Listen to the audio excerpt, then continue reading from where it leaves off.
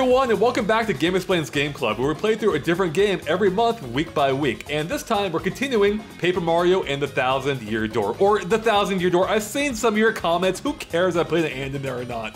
Anyways, this time we're covering Chapter 4, which I myself am super excited about. Now, if you're a backer on Patreon, you're actually able to view this final episode a few days early, as well as catch it live and interact with us during it, much as some people are right now. There's a link in the description below. You get all kinds of perks on top of that, so make sure to check it out if you haven't already. Otherwise, let's get to our chapter, I should say chapters 4 and 5 discussion. We're starting off with chapter 4, then we'll come right back afterward to chapter 5. So, chapter 4. Let's just give a quick overview. Let's avoid specifics, though. I have to say, this is overall perhaps my favorite chapter so far, and I think... Right? I told you. I think that might hold up true for the end of the game, but I've forgotten a lot. And even this chapter, I thought I remembered most of it. I didn't. I actually was really surprised. So again, real quick, how about you guys? How about you, Ash? What did you think?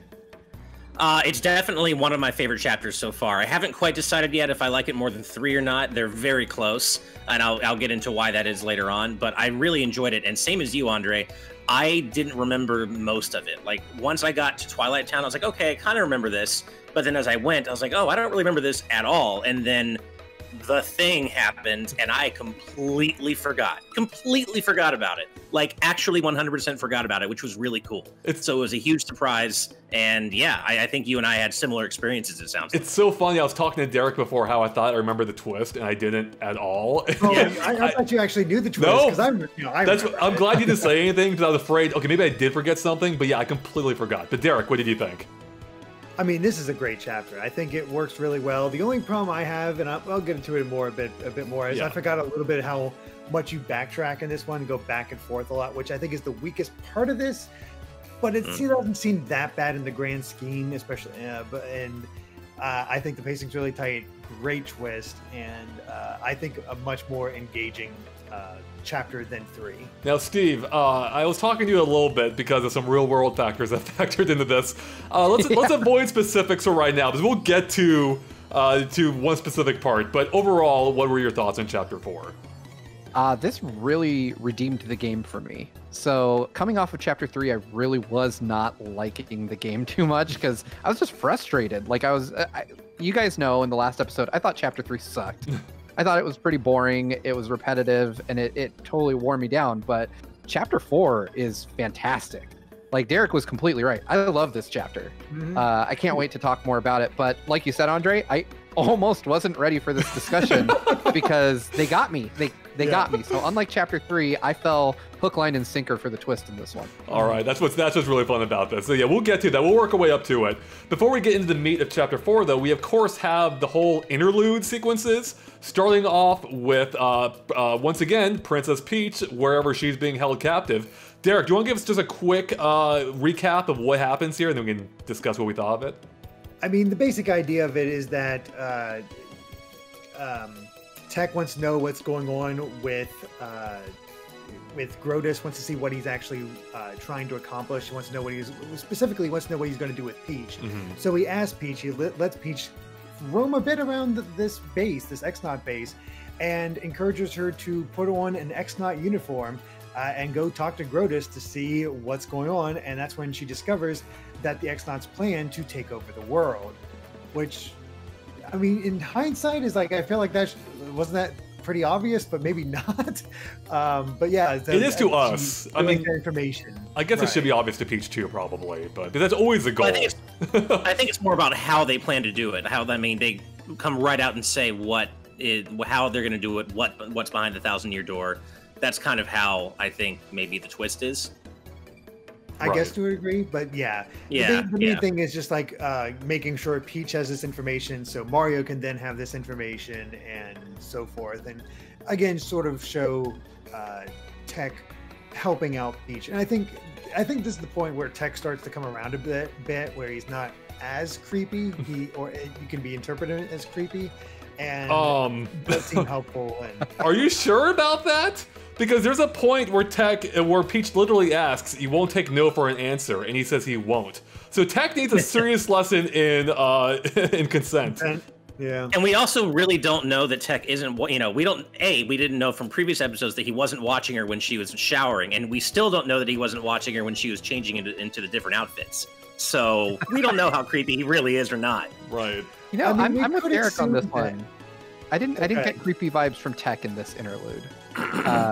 You know, I mean, there's still I understand the whole like no thing, but he it also comes across, at least in this instance, to me very robotic. Like, yeah, I'm not programmed to allow that, so you can't do it.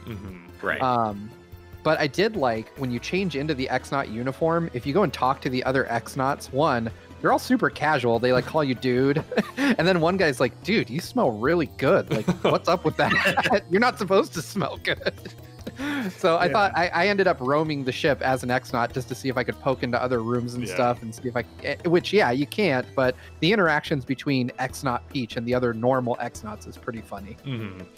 Yeah, this is where where it feels like you're doing a little bit more as Peach instead of just traversing the same hallway over and over.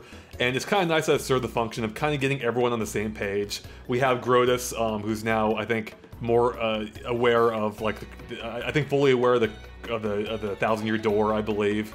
So everyone's getting caught up. Peach now understands what their motive is and why they want the crystal stars. So yeah, this is kind of getting everyone on the same page as us, the viewer, as well, or the player, I should say. But yeah, I really enjoyed, kind of like seemingly sneaking around. It's not really sneaking because it's all like very digital in this case. But it's still fun to like put on the uniform, even though I don't understand how Peach fit into that thing. Yeah, I would have loved if this was a real Paper Mario game. She would have came out a little crinkled. Right. Yeah, that's true. Good point. Yeah, she, like folded over or something. And then also the odd thing about that too is there's no X-Naut officers when she's on her way to the locker. As soon as she puts on the outfit, that's when everyone shows up. But then she goes back, past the same guards, takes the outfit off, and they're gone again, presumably, but she makes it back to her cell unharmed. So, what? It jump cuts. She waited until they were gone. I found a way to just get her out of there. So. I imagine like Tech is telling her, okay, go now. The coast is clear. Go back like to your Matrix. room now. Right. Yeah.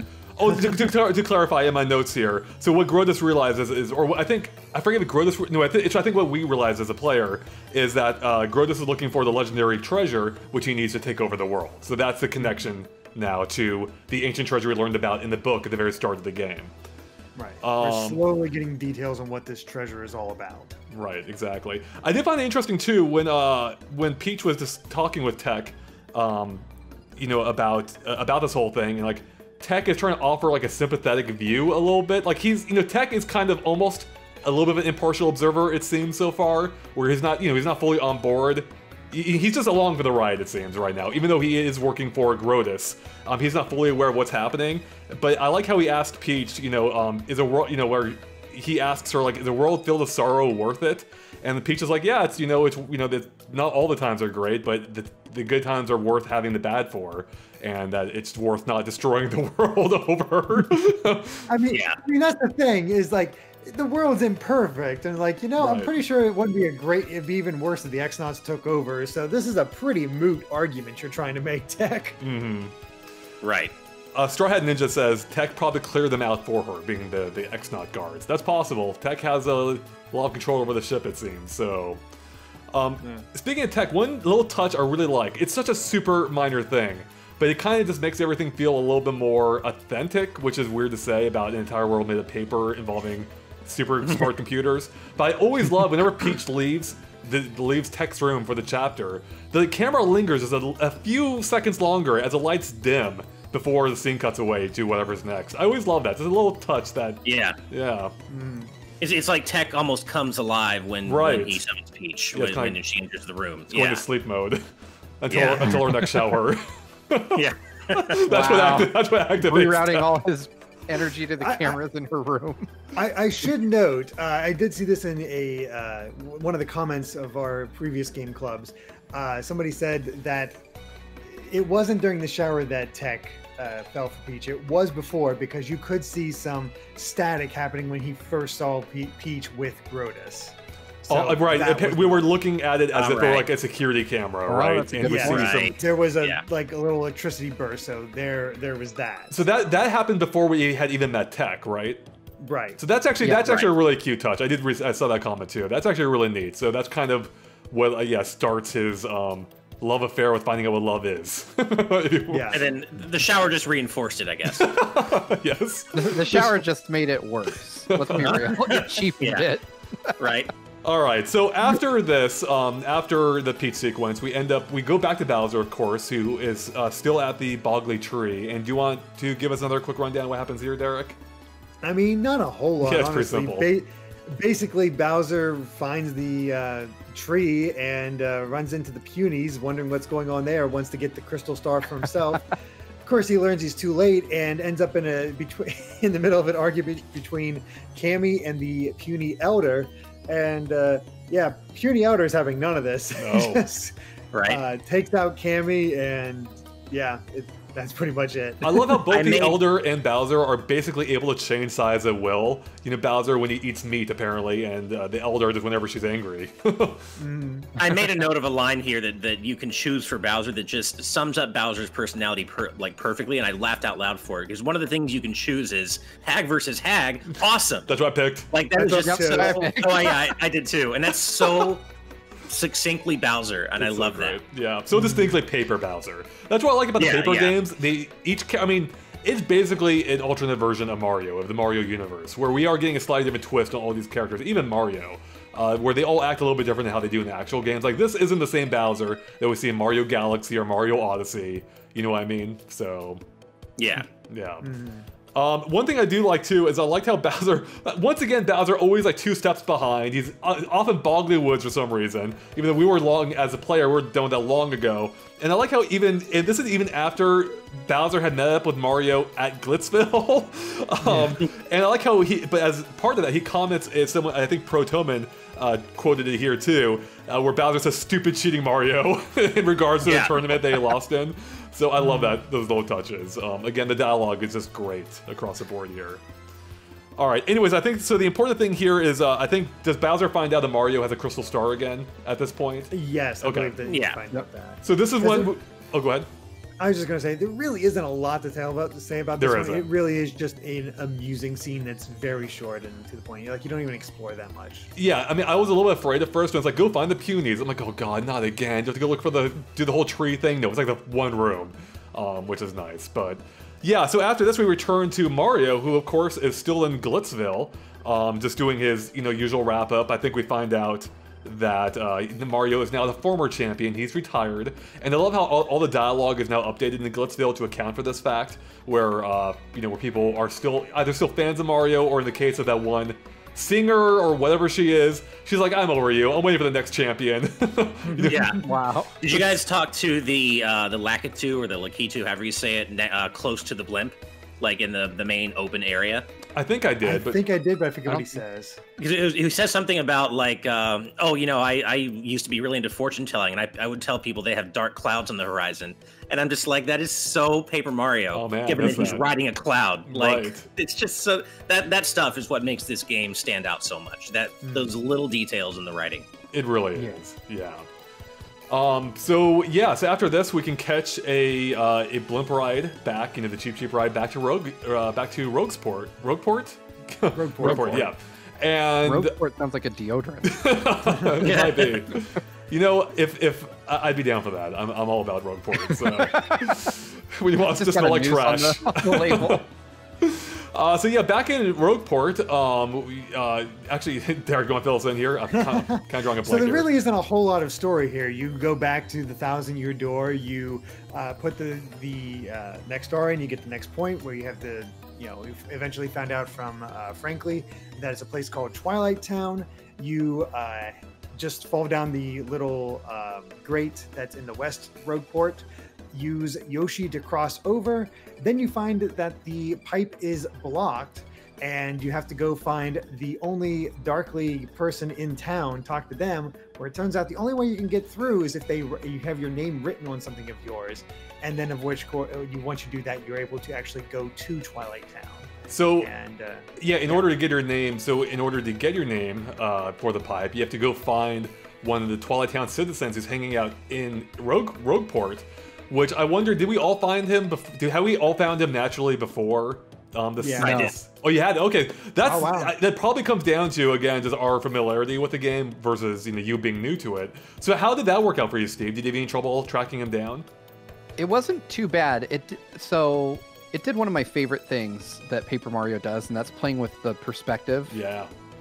So initially they were like, oh, it's behind a building, and I'm like, oh, that must be where Ishmael is. Right, Ishmael, yeah.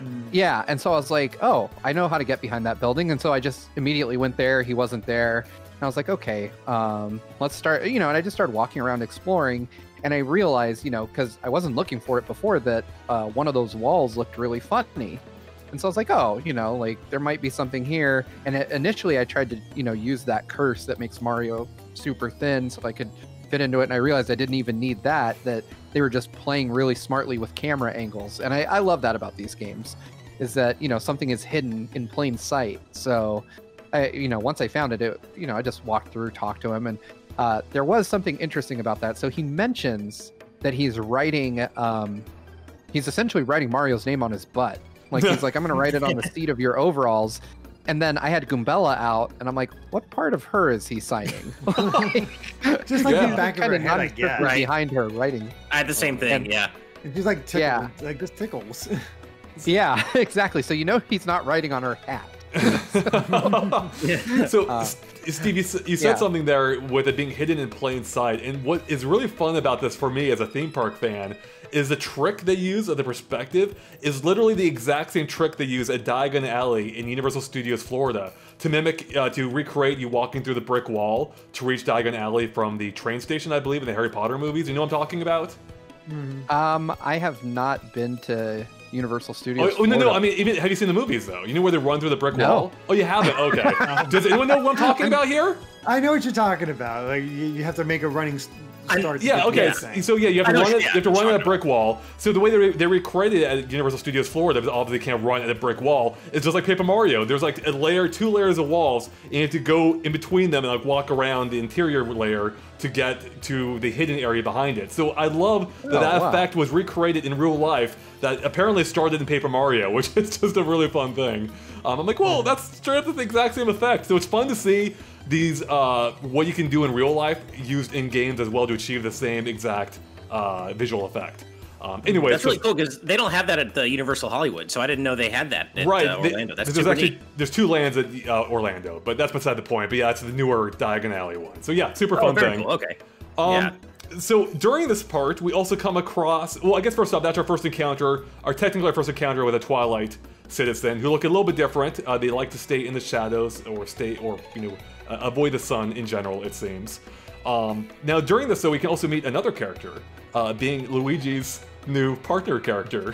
I think, is Jerry, Jerry the Bomb, which, by the way, it rhymes with cherry, and sure enough, he has like a little cherry stem coming at the top of him, I think. Yeah, he's a cherry bomb. Yeah, cherry bomb, exactly. I don't think I ever picked up on that before as a kid. So he's a Jerry bomb. Pretty cute. Yeah. And this guy, once again, has an issue with Luigi. Derek, do you want to give us a quick rundown of what happened here? So I was unable to get I forget the name of the actual place that he was going to, but basically, he went to this place where maidens were getting sacrificed, and in order to stop it, Luigi took the place of one of the ladies, one of the women, and was dressed up in as a bride. As a bride, and got claimed by it, and it was able to use this trick in order to take a hold of the next compass piece.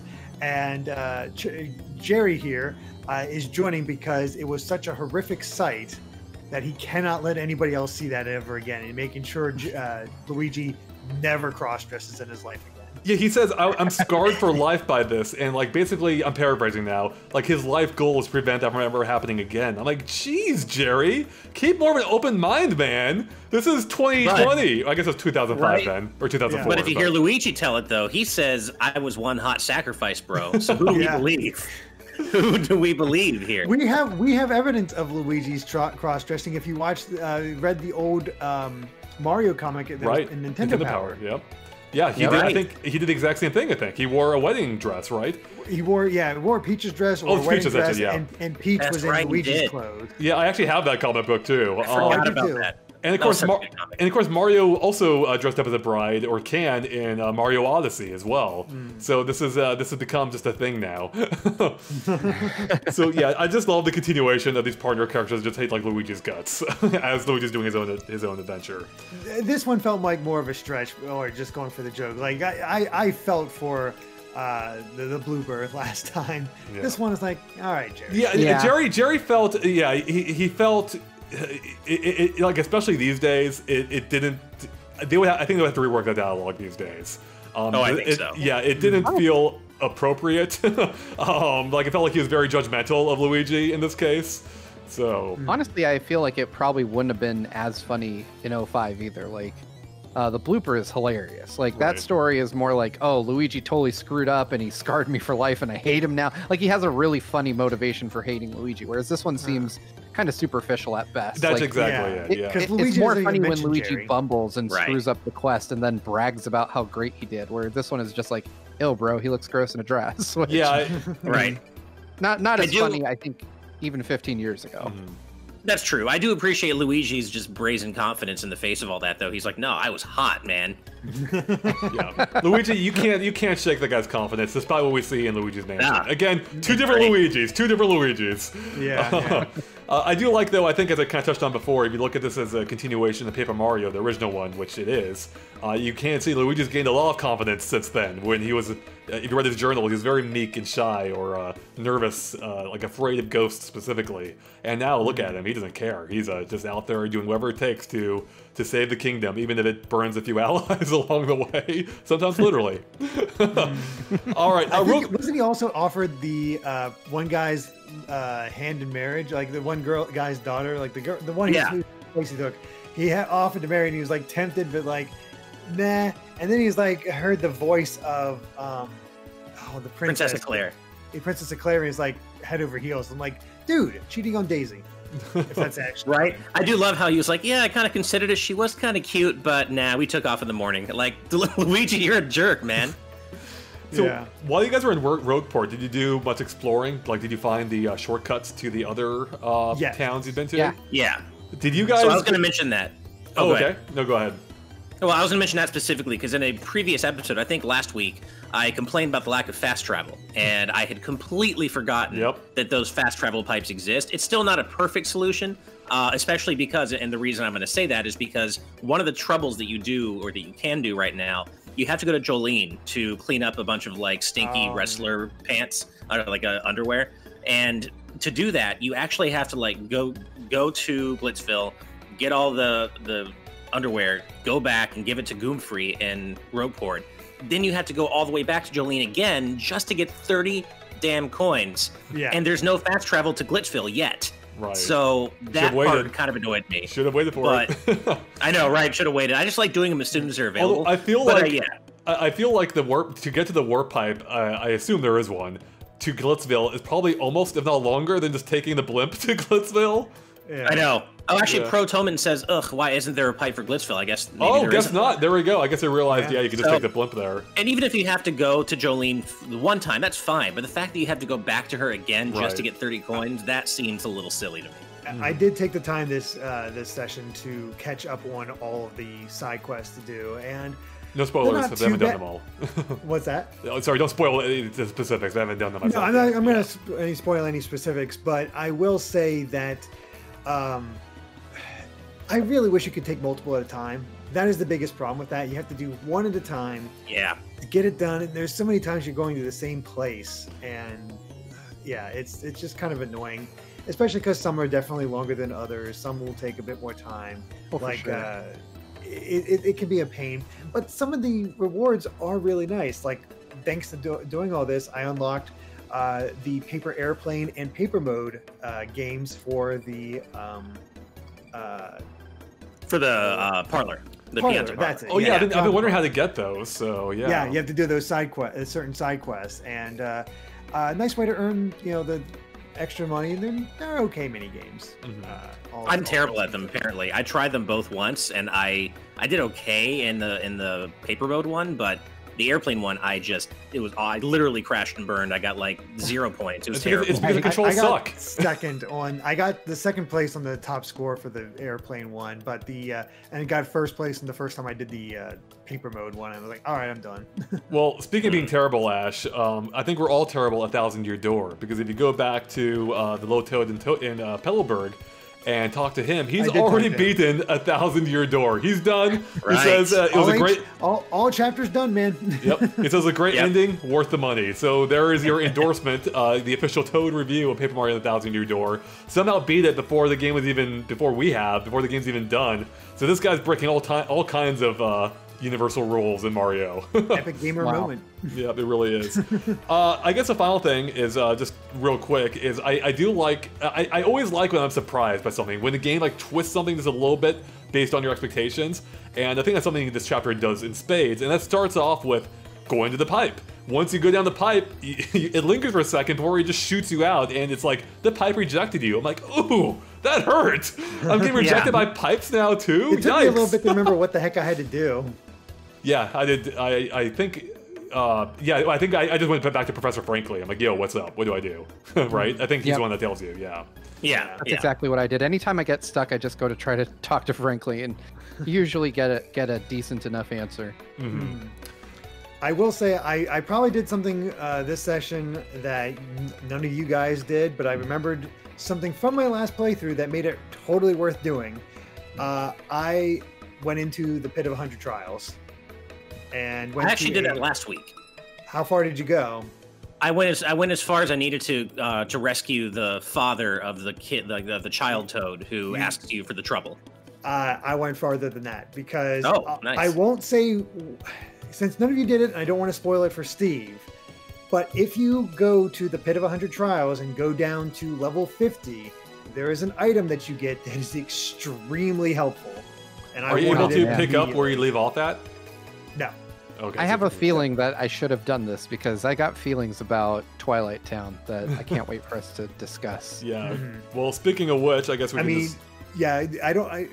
It's not like a huge deal, but it's definitely helpful. So I don't know if it's like that's a spoiler for Steve or that type of thing. I'm not sure what you. Yeah, let's not say it. We can save it. Right. Yeah, I'll tell you what. Before Chapter 5, or before I finish Chapter 5, I will go and get to level 50 in the trials and find out what it is, so we can talk about it on Friday. I'll tell you what, it gets tough towards the end. It's I forgot how much of a trial it really is. Yeah, try doing it with 10 HP next time, like I am on my bad run.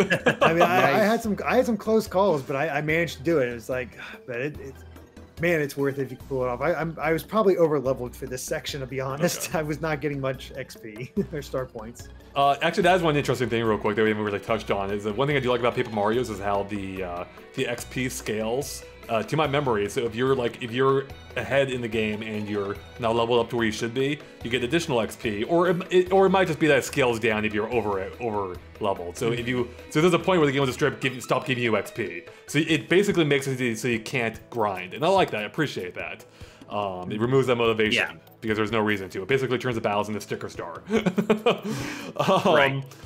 Real quick, we have Rob says that Toad should be a member for Game Club. It's true. He's and then Protoman says he's the kind of guy who reads ahead in a book club. That is true.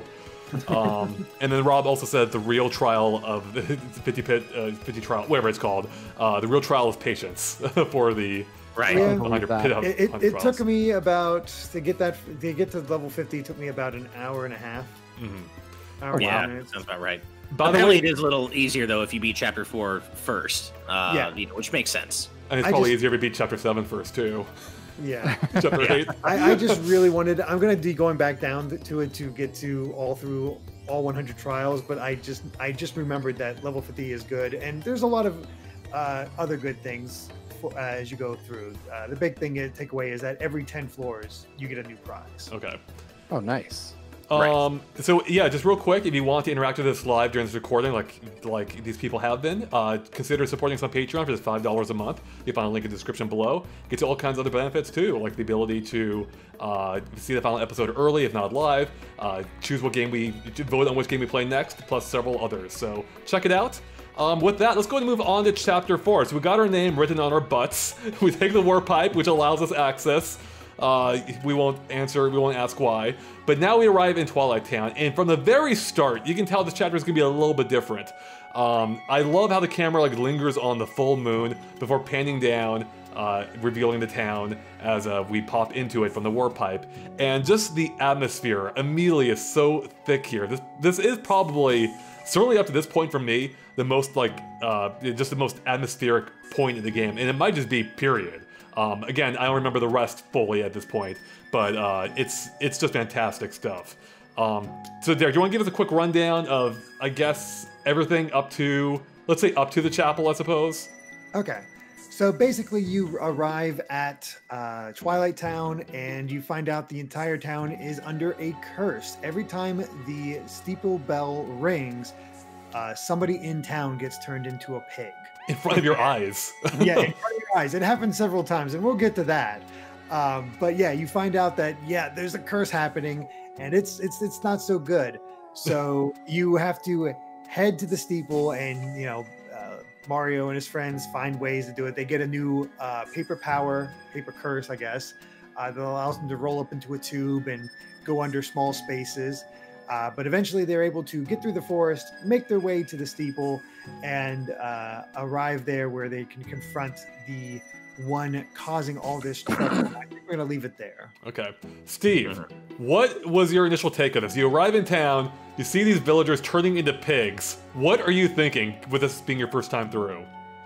So I was already falling in love with this chapter by this point because I thought it was the most random, like weird thing to choose. Yeah. Like, and just the fact that it's tied to a bell ringing, like, and it's a random person. Mm-hmm. Yeah, I loved it. Like, it was, and it was so funny how low poly and oddly like not detailed these pigs were. Like they just stood out really bad. Like, well, the weird thing is too, the pigs are actually 3D models as opposed to the characters, which are flat. Yeah, to be clear, they're completely 3D, so they're not paper pigs, which makes them stand out even more. Mm-hmm. And then each of them has like a weird oink pattern. Like some of them are like oinkity oink. And so I just thought it was really funny. How all of them had these kind of unique speech patterns despite just being pigs. Mm-hmm. But yeah, it already, like, I was like, this is gonna be a wacky chapter. Like I'm down for this. The other one was trying to do this mystery thing, and this chapter is more like, this is just weird out of left field crap, and I absolutely loved it for that.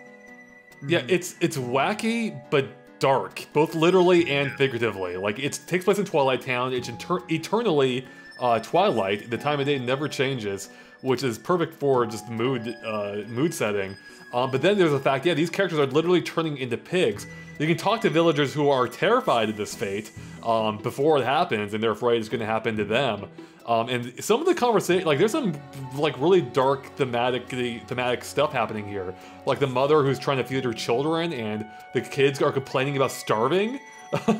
Right. And not only that, Yeah, go ahead, Ash. Well, yeah, so not only that, once Eve, the mother, turns into a pig... Well, no, you're skipping ahead. She asks you for food. Mm.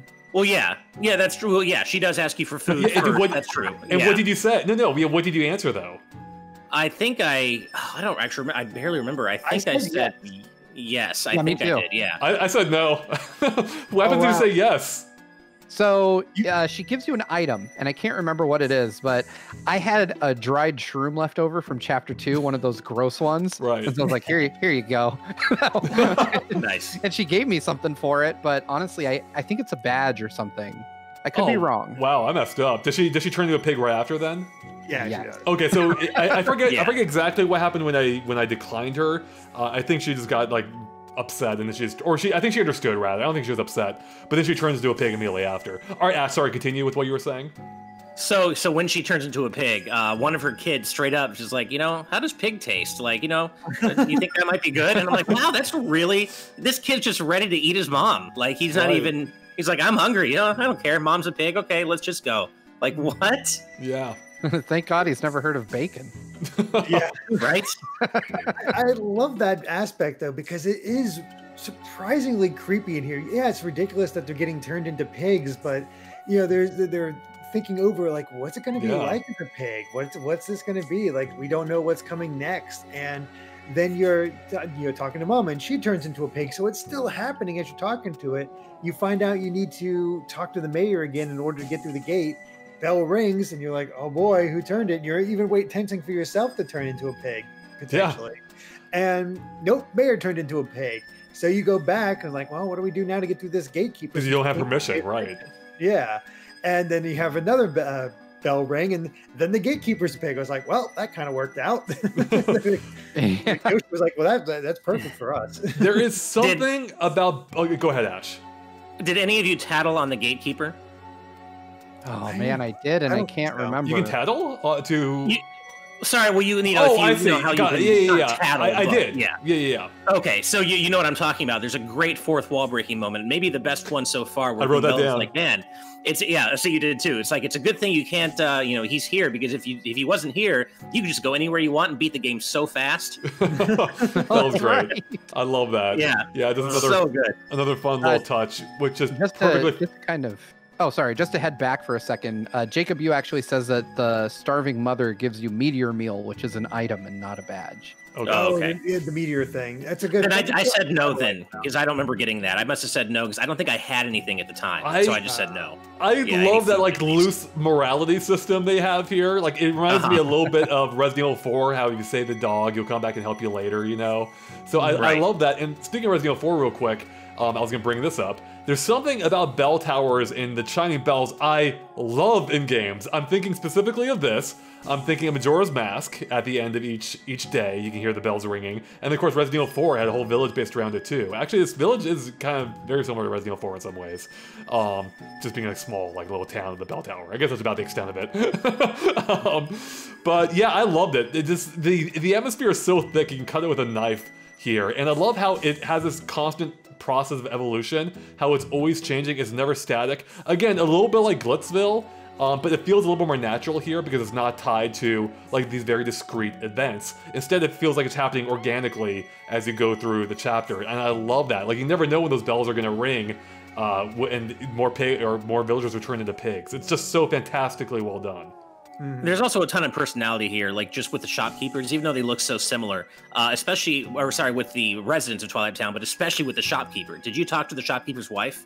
I mean, and learn about her whole. I guess you do have to, don't you? But I love how she goes on and on and on and on about this fight that how great her husband is. Then she talks about this fight they had, and she's like, and I called him a chauvinist pig, and then he turned into one. It's so good. It's so clever. That's so great. Yeah, it makes it I mean, the localization is fantastic. I wonder what that was in Japan, for instance. If they could have that same basic joke, or if they had to be reworked for English and other languages. But yeah, great stuff. And I also love too how it's not long after this, I think, that you get the key to the storage room, right? Yes. Right. You find one key, and it's in that one shed, and then on the other side of that fallen tree that you can't get past, you see another key. Did it take you guys a long time to figure out to use Coops, to remember to use his ability?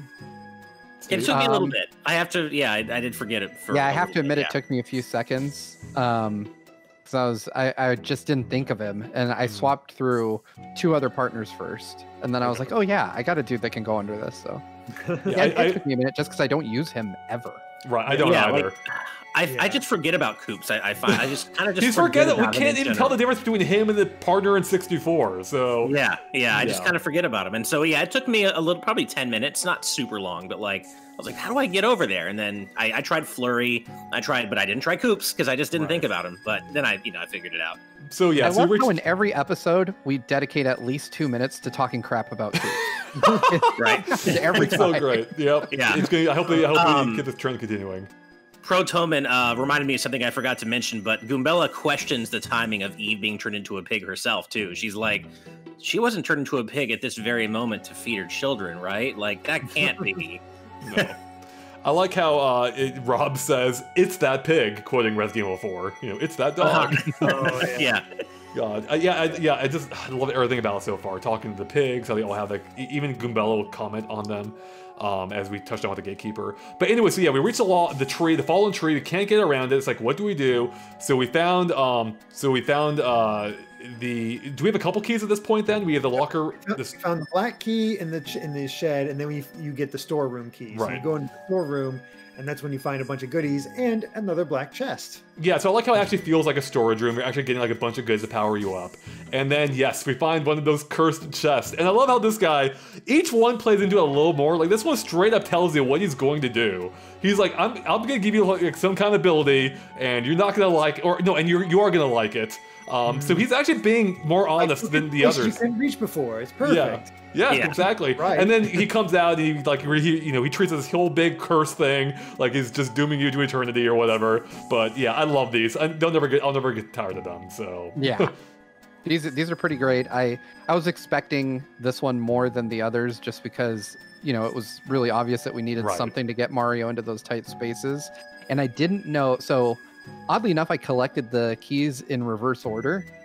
I don't know what was going through my head, but I was just focused on walking right, and I missed that shack that has the black key in it entirely.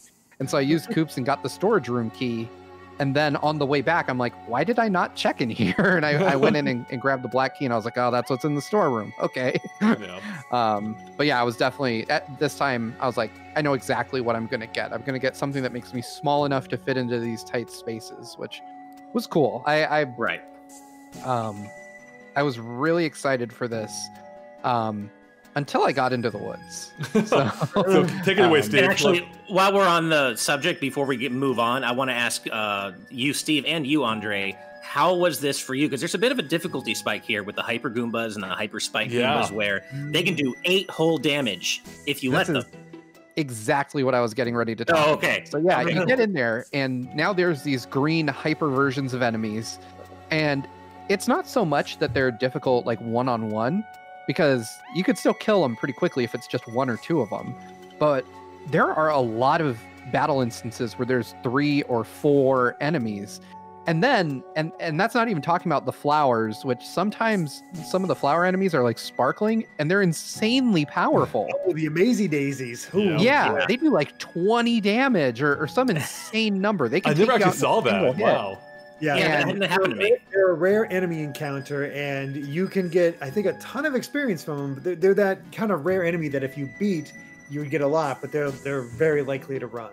Yeah, they always ran I wish from I had me. known that, because I ran into 4 of them, and they were just so incredibly deadly that I was like, nope, screw it, I'm out of here. Like, I got hit by one once, and I was like, yeah, that's filled my appetite for fighting these things. I'm good, and I booked it. So I'm grateful that there are seemingly more spots to replenish your health for coins than in a usual chapter. Or at least they're better spaced. They're really well spaced out.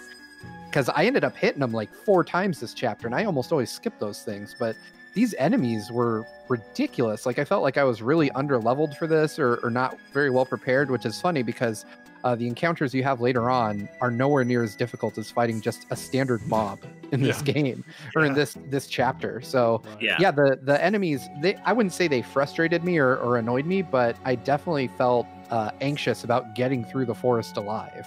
Mm-hmm. Right. Yeah. It felt, I mean, the enemies actually kind of contribute to the atmosphere I think they're going for. Like, the forest is like foreboding. It's you kind of almost don't want to venture deeper into it, based on what you're encountering. And I actually didn't. I was a little bit concerned how the forest would come to me, or what I would think of it, especially because I heard someone on Twitter had mentioned the backtracking before I actually made it to that point. And I'm like, oh man, is there gonna be a lot of backtracking here? And I'll get to that in a moment. But yeah, one other thing I liked about the woods too, though, is just how like it had these interesting puzzles or more like obstacles, I suppose, that you had to kind of work your way through. That I forgot. I mean, I actually forgot about most of these woods entirely. I barely even remembered them.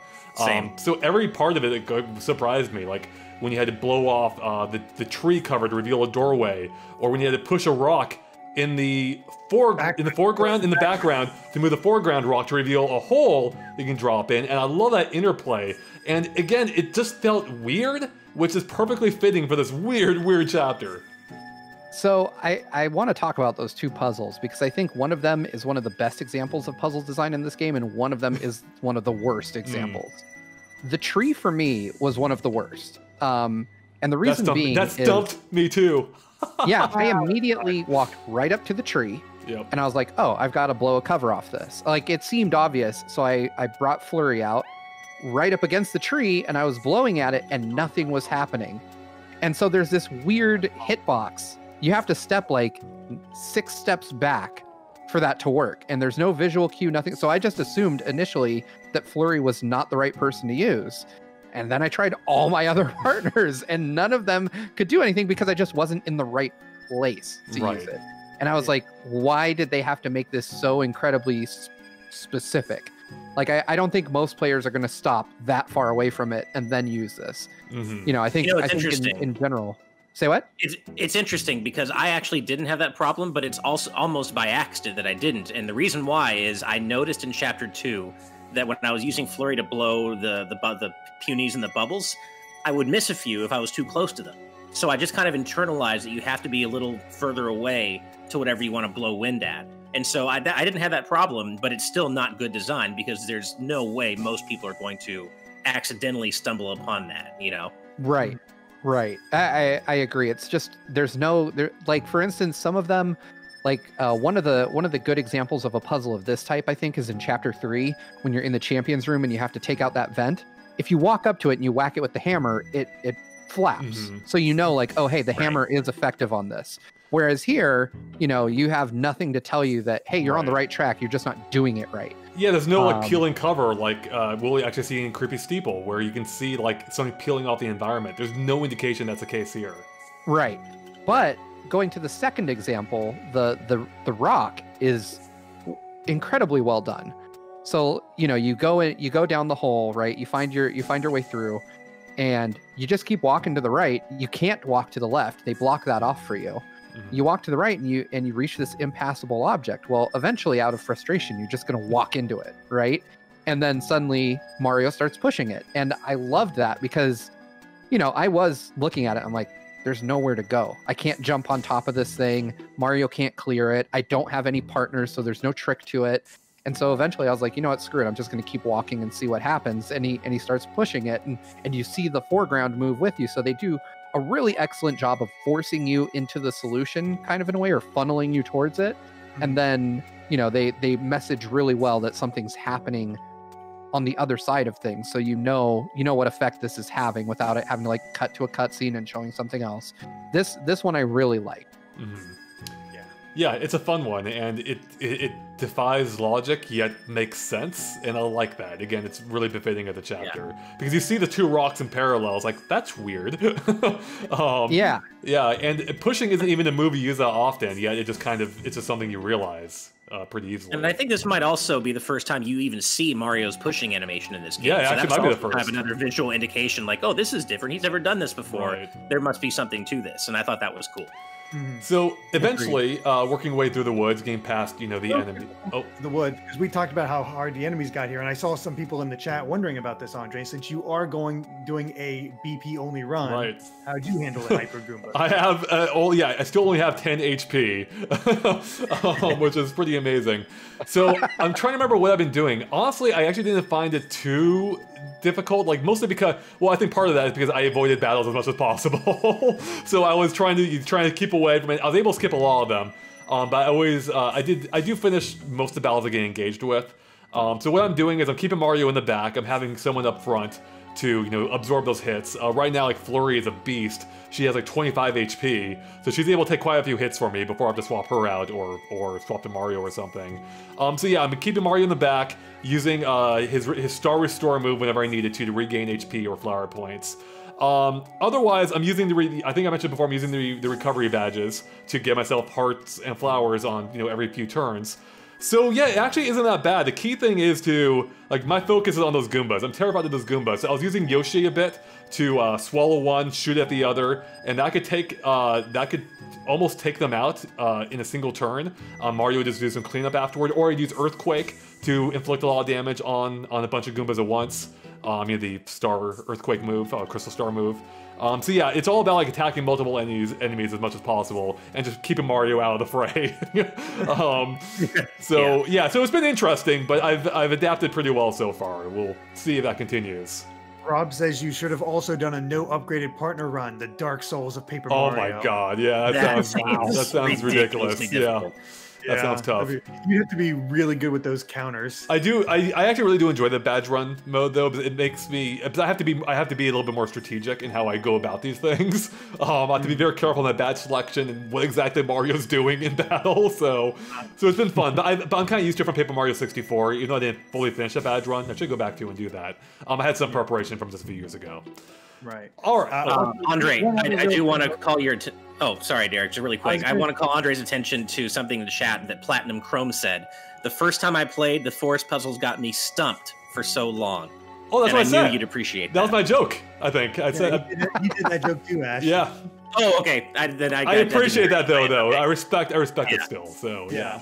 I was going to point out Echo P wanting to know what partners have we upgraded so far for this. So I can say I upgraded everybody except Flurry. Everybody but Goombella for me. Oh. Interesting. I've upgraded Goombella and Flurry. Goombella is literally a monster, okay?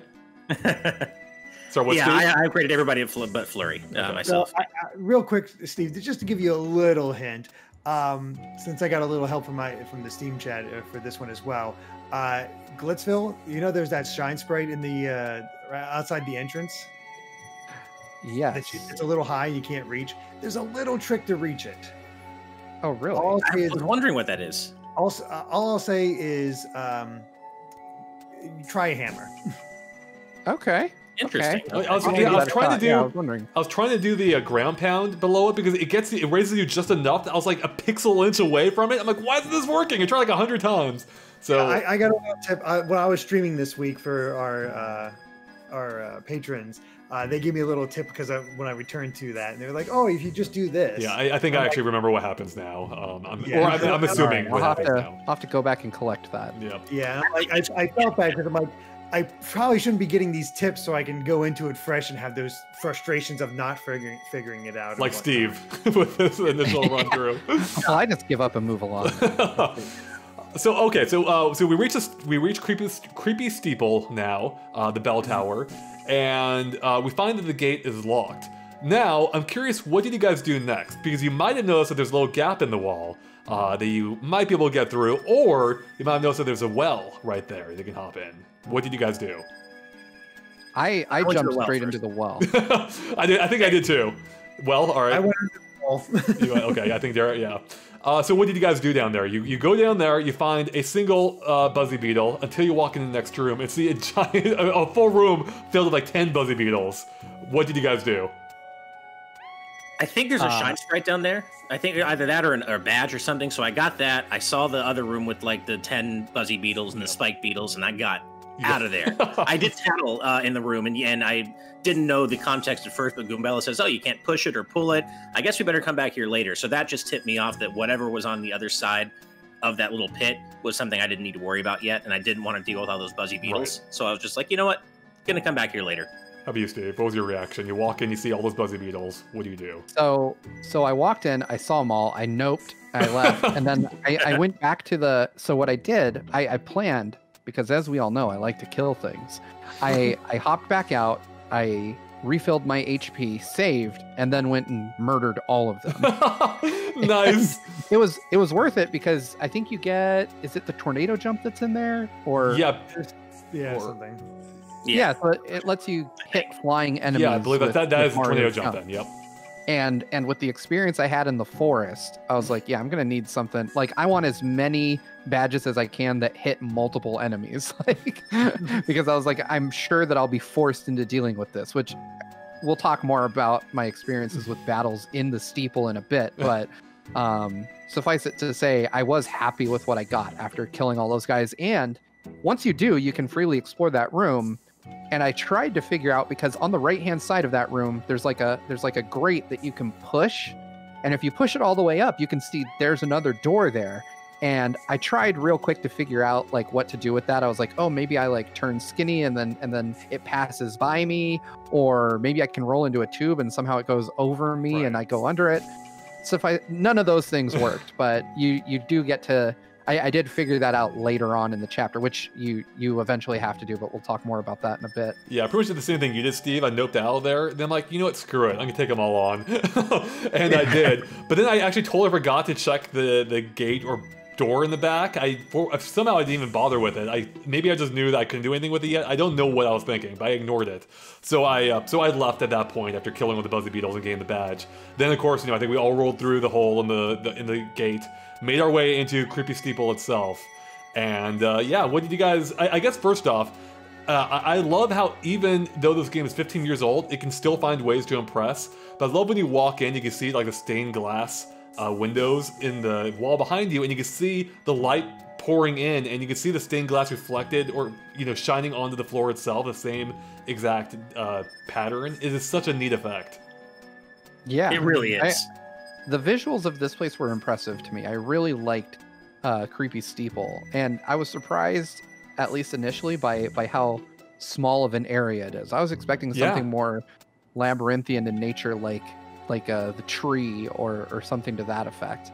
Yeah, I thought it was gonna be huge, because I was reminded of a chapter from Paper Mario 64, which had a similar, not that similar, but had like a kind of similar design, and that one was really long. So I was surprised by how actually brief this is. The woods is probably the longer area of oh yeah, chapter. my feelings about this steeple for my initial run through were all over the place. Like I kind of went like, oh, this is kind of cool, and then there's a moment, and I don't want to get there yet, but like I kind of like went downhill on it real fast. I'm like, oh god, no, like don't let it go this way. And I'll explain these moments as we get to them in the discussion, and then suddenly like a sharp like, oh yeah, okay, this is great, like I love this place. But yeah, it kind of took me on a roller coaster ride of thinking like it was pretty good, then thinking it was going to end up being like this game's version of the Water Temple, and then going back to ending real strong. Right. Yeah, that's a good way of looking at it.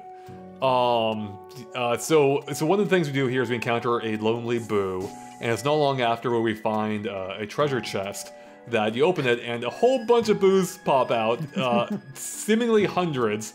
But one of them actually quizzes you. How many boos popped out? Do you get it right? I think it offers 50, 100, and 200. Hell yeah, I did. Nice. I did too. I got it wrong because I only said 100. Okay. So what happens if you get it right?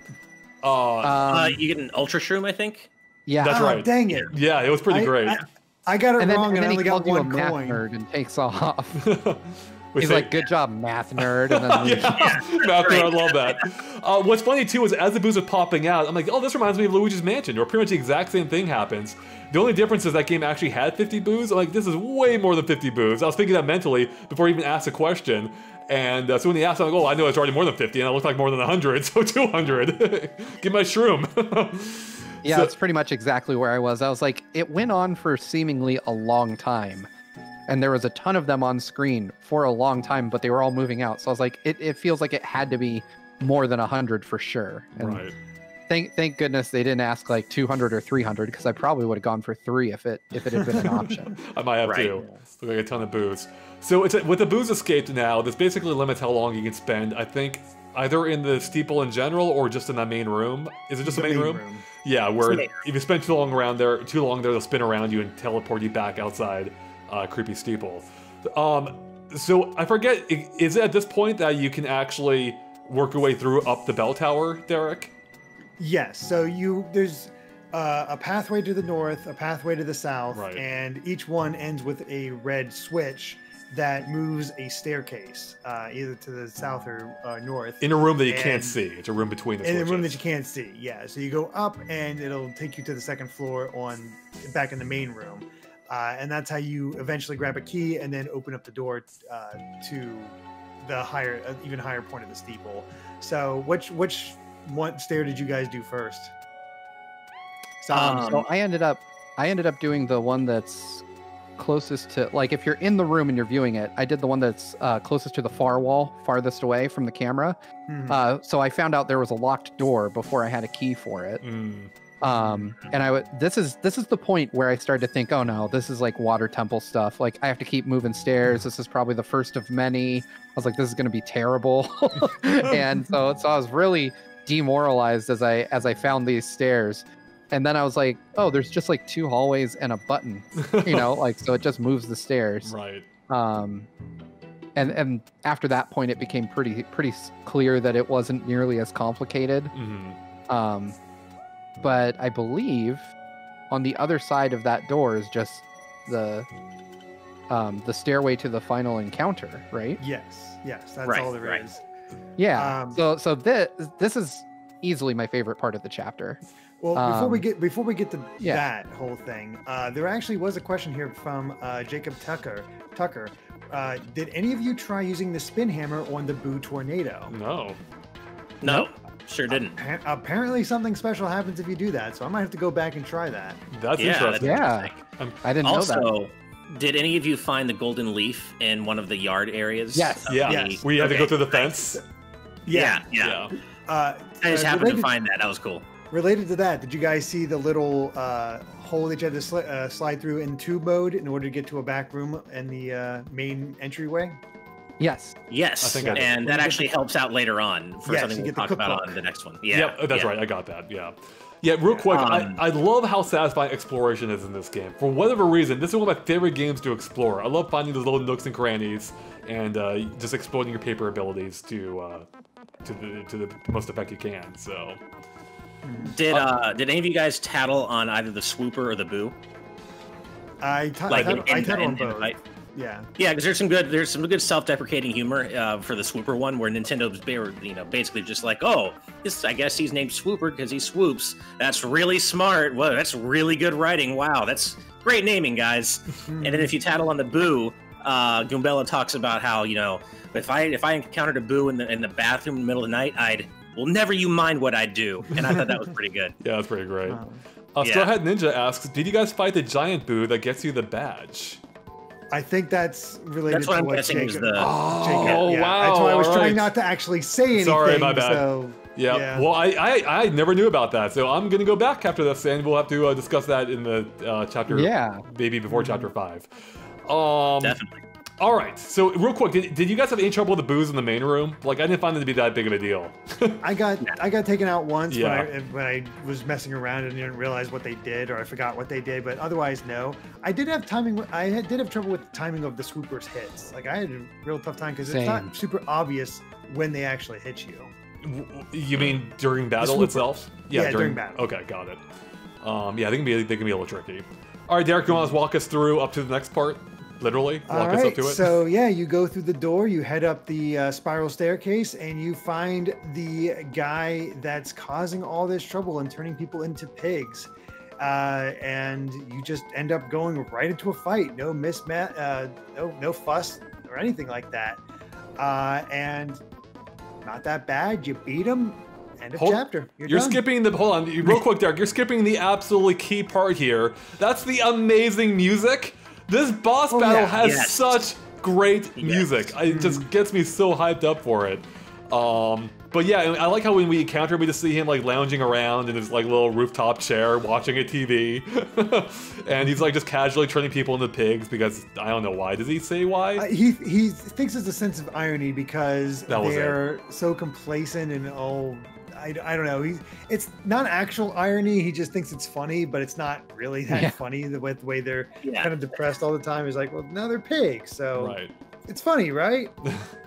Sure. No, I think what he says is they're always wallowing in darkness. So why not just make them wallow in mud instead? Isn't that ironic? Yeah, it's like irony or something, but it's really not. It's like a joke that only he gets. So did anyone have any trouble with him at all? God, no. Okay. No, not at all. It's pretty easy. All right, so after the battle, I believe this is we get our crystal star, right? Yeah. And that's the end of the chapter. You get the save screen. You get a little wrap up. Well, you get the wrap up of the chapter. Save screen. That's it. Chapter 5, right? We're done. Steve. What's up? Yeah. So our MO with Game Club has been once you see the end of chapter screen, you just turn the GameCube off. You're done. And so that's exactly what I did. And Andre was like, hey, how far did you get? And I'm like, I don't know, dude. The tower? Like, it's over. And he's like, well, did you get the end? I think the next thing he asked me was like, did you finish the chapter? And I'm like, yeah, man, it said end of chapter. What are you talking about? Like, I'm like, I turned the GameCube off. And he was like, I think you need to keep playing. And I'm like, that's kind of not what the rules are, man. Like, I'm pretty sure I'm not supposed to. And he's like, yeah, just and finally he had to be like, it's a fake out. And I'm like, okay, very, very effective then. So this is where the chapter for me, which I already think is really good up to this point, albeit short, really comes alive for me. Mm-hmm. This is you get through the fake end of chapter screen, and it goes into a cutscene. You see Mario and your partner jump down back into Creepy Steeple, and what I don't think we mentioned is that this unnamed boss turns into a shadow clone of Mario halfway through the battle. Right. And so there's an unconscious shadow clone of Mario on the floor, and it just kind of stays there. And this is brilliant because then you move the controller because you're wondering what the hell you're supposed to do, and Shadow Mario gets up and you're in control. And this got me. This still got me. This was really great. So I'm like, oh crap, I'm the bad guy now. This is cool.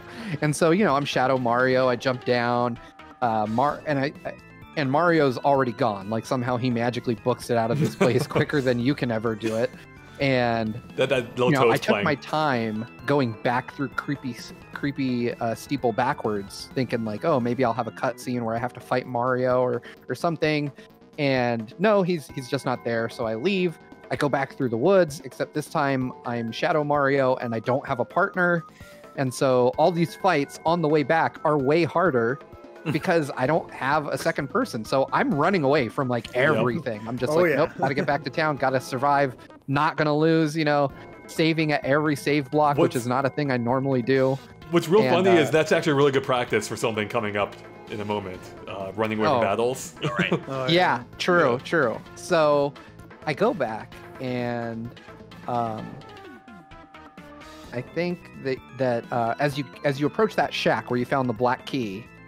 Well, actually, should we pause real quick so we can all catch up to where you're at? Yeah, sorry. So, I'm getting way ahead of myself because no, it's all good. Yeah. No, I want to hear your experience. Great part. This is your first time through. Although for me, it might as well have been because I literally forgot this entire thing. I forgot. See, I thought you remembered it when you asked me about. I thought so. So for whatever reason, I remembered the guy's name, who we don't officially know yet. I remembered him being on the roof, and for some reason, like my brain just shortcutted to me knowing, like to that being the twist somehow, which it wasn't at all. So I was even more surprised by everything because I thought I knew the twist, and I didn't. Oh my god. So yeah, when the chapter was over, I'm like, something feels wrong here. Something's not right. And I knew, I think in the back of my brain somewhere, like I knew there was more to it. I just didn't know what. So I pushed through the end of chapter screen, which I've never done before for a playthrough.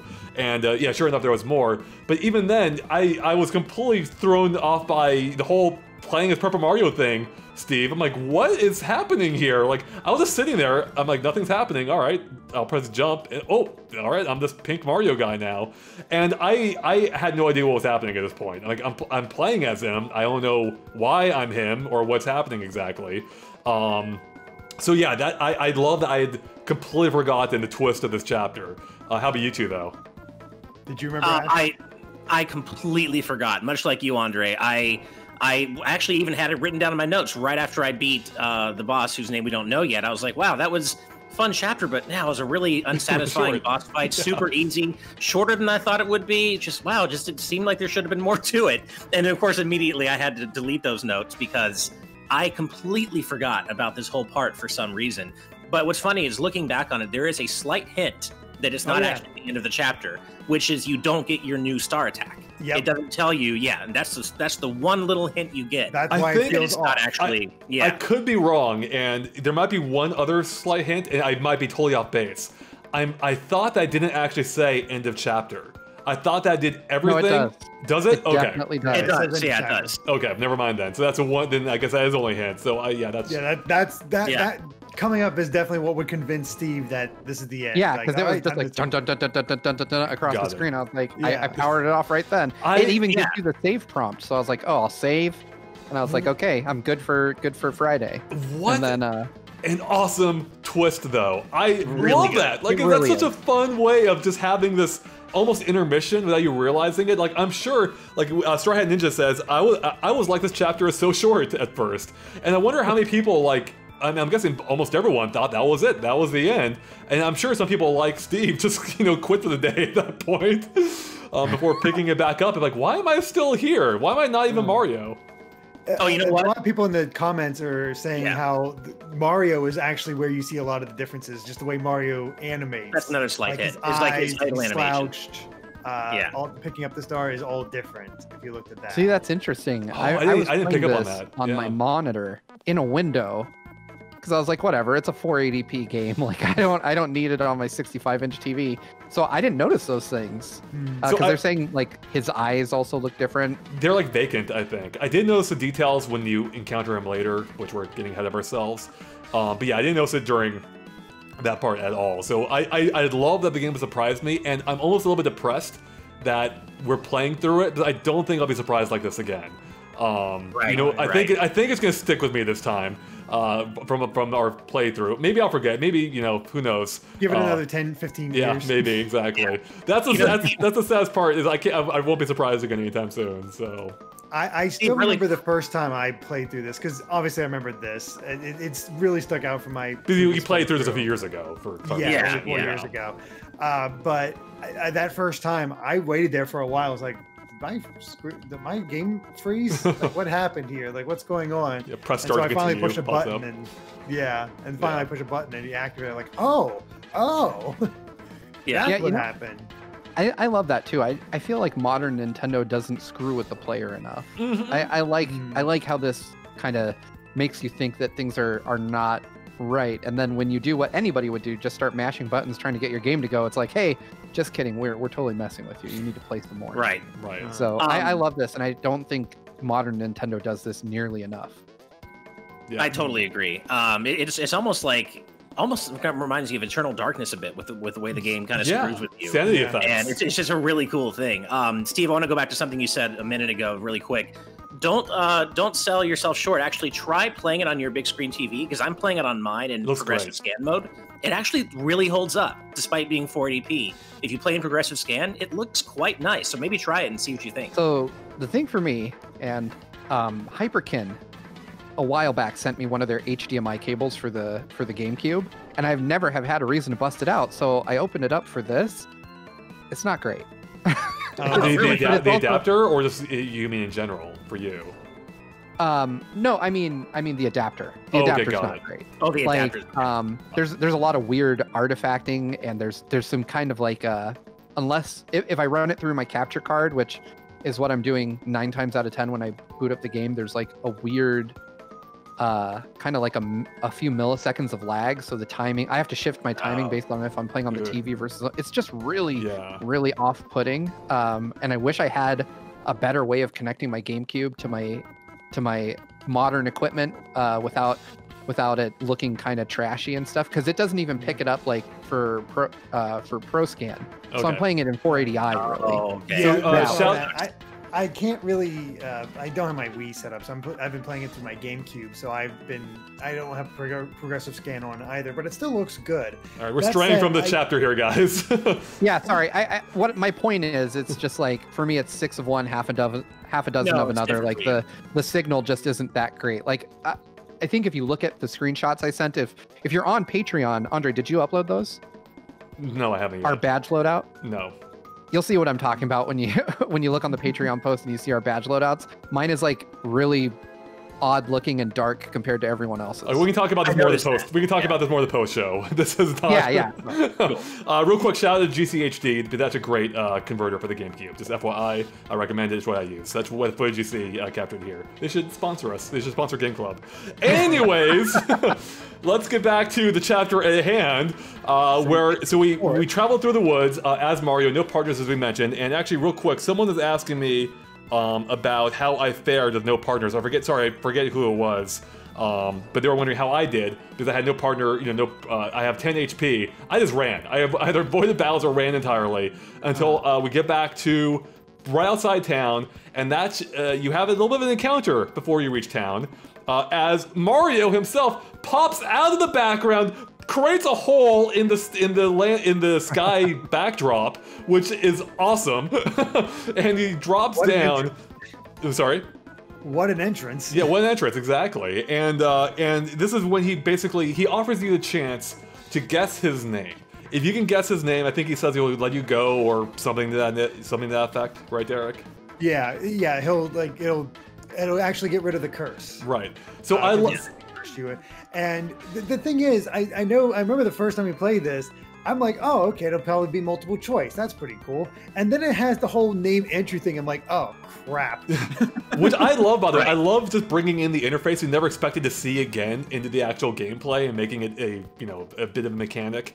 Again, another kind of fourth wall break thing happening here.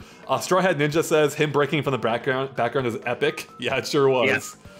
Yeah, I also love how he calls you Slick, or he calls Mario Slick over. Hey, Slick, what's going on, Slick? He's just such a jerk. He is a jerk. Now, I think up to this point, assuming you haven't played before, you don't know his name. In battle, I think it appears, even if you tattle, it appears as a series of question marks, I believe. And Goombella comments how he doesn't have a listing in her book or whatever she's reading, her guide.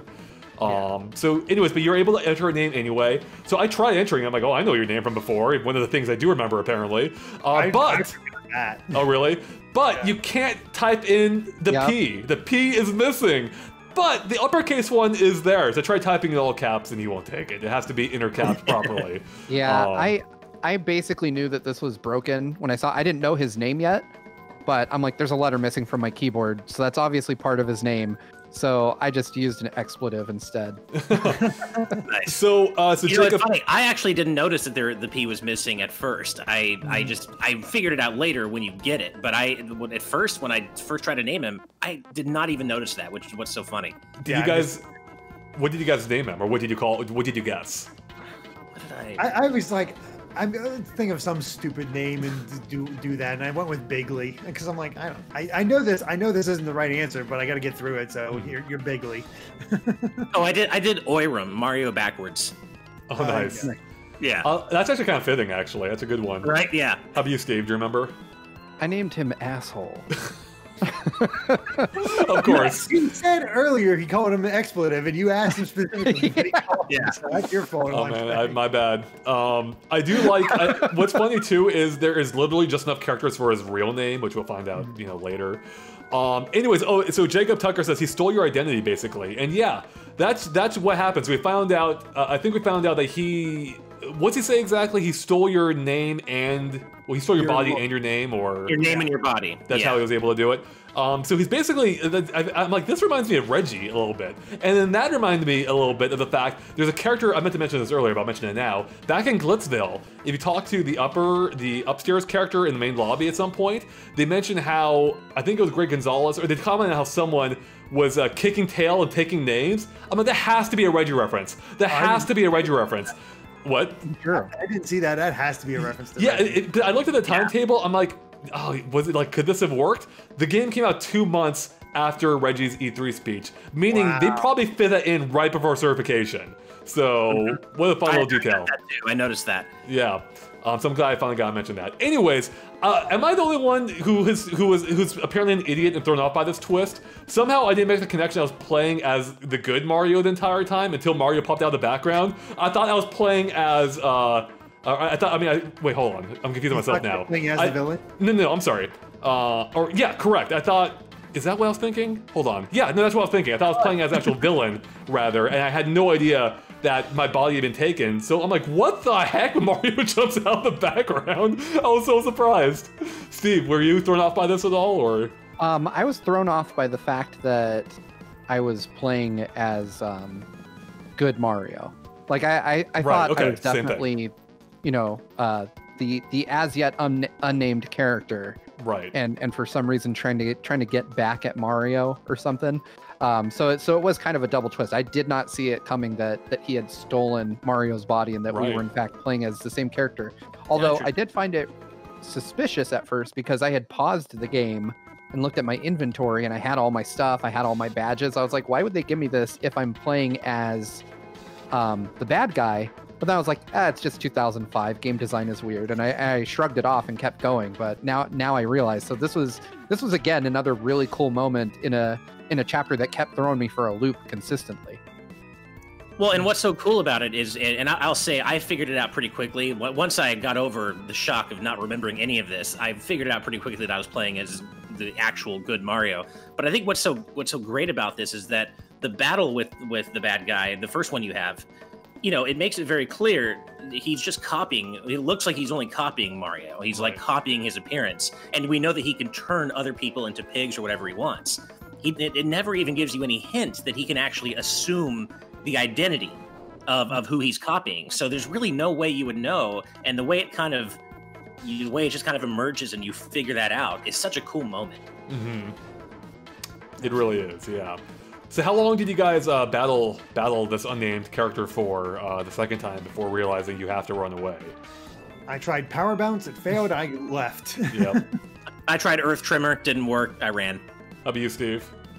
I played for exactly one turn when I figured out that he couldn't damage me and I couldn't damage him. I'm like, oh, we're at a stalemate here, so I just took off. I think he even comments too. Doesn't he say something to the effect of like, you better not run or something before the battle? Yeah. Yeah, he it does. Absolutely do not run. Right. And he's like, that's no fun when you run away. Yeah. So we go back into town, and I forget exactly what happened. At some point, I can't remember it's when you go back into town or is before this, but you see a scene with the Shadow Sirens again. Right, and they're berating Vivian again, commenting on how she lost something. Yeah, I believe it was called the Super Bomb. Right. Right. That's right. And so eventually, after berating her sisters leave, leaving her just behind to try and find the thing. And she's like kind of like broken up about the whole thing. You know, like I think she's beating herself up for losing this thing. So as Mario, or as a Shadow Mario, you roll in and you can help her find it by like searching through the bushes, and you can eventually find it. At which point, she'll join your team.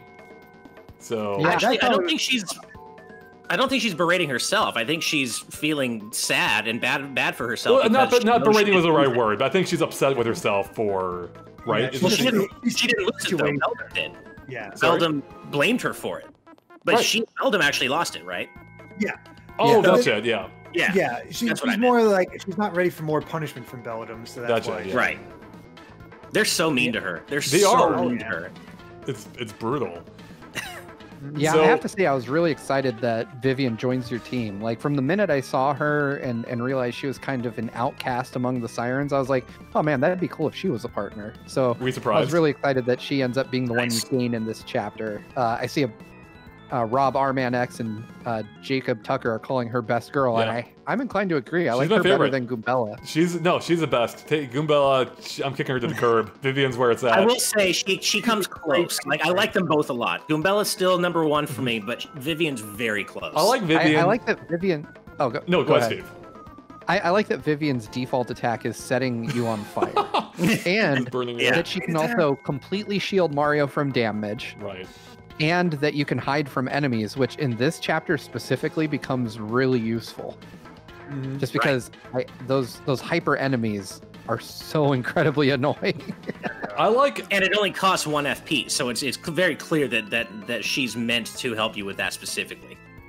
Right. Yep. So I like Vivian because she's relatable. I like her that like she instantly garners your sympathy because of how she's being treated, and I think that's something probably a lot of people can relate with. Like I know like growing up, like I wasn't the most popular kid in school, so that kind of I'm immediately empathetic to her and her plight, and that kind of comes up later in the chapter, which we'll get to. So yeah, I love having her part of the team, especially with her abilities that Steve was touching on, just being able to burn people alive is hilarious. I was actually in replaying this. I was actually a little thrown off. I forgot how little comparatively the Shadow Sirens were in the game before this happens. Because I remember the first time playing it, it felt like they were a constant thorn. But this is only like the second time they've encountered you. So I thought that was a little odd. I was like, wow, that happened a lot quicker than I I mean, you remember. do see them too, though, a couple of times, I think, in the base that Peach is being held. Yeah, you do see that, but it's Yeah, I mean, I think Not it's, quite. They're more in cutscenes than in actual Yeah. gameplay. I think their appearances just stand out that much when they do appear. because they are very memorable characters, their interactions and everything. So now that we have a Vivian, we can stop by the mayor's house, where apparently Mario, the fake Mario, is currently residing along with all the partner characters. And I love this. You can talk to all the partners in this room. I think this might be the only time. I'm sure there might be something later, but only time up to this point at least that you see the partner characters all out at once, and they all have a different take of what's happening, and they're like, "Why is Mario acting weird here?" You're like, "Something's up," but they don't know quite. This is one of the best parts of the game, like straight up. The dialogue here, like Coop's like, "Whoa, you're kind of the life of the party now, Mario. I mean, I guess that's cool. I mean," and then Flurry's like, "I really liked your quiet dignity and your manliness or whatever," and. It's so cool to get thoughts on what they think of Mario, basically, and then of course you talk to the bad guy, and he's like, "Hey, look at me! It's a me, Super Mario! Yeah, wahoo!" And I so love that. Good. What's hilarious is I meant to tweet this out. I was tweeting a bunch of things yesterday about the game. Sorry if I spoiled anything for you, Steve, from that. I was going to mention that I'm like, hey, that's really Super Mario Advance encapsulator right there. Woohoo! Yeah, woohoo! Constant yelps. Nice. I love that. This is like the self-aware parody of what Mario is. It's just hilarious. It's so great.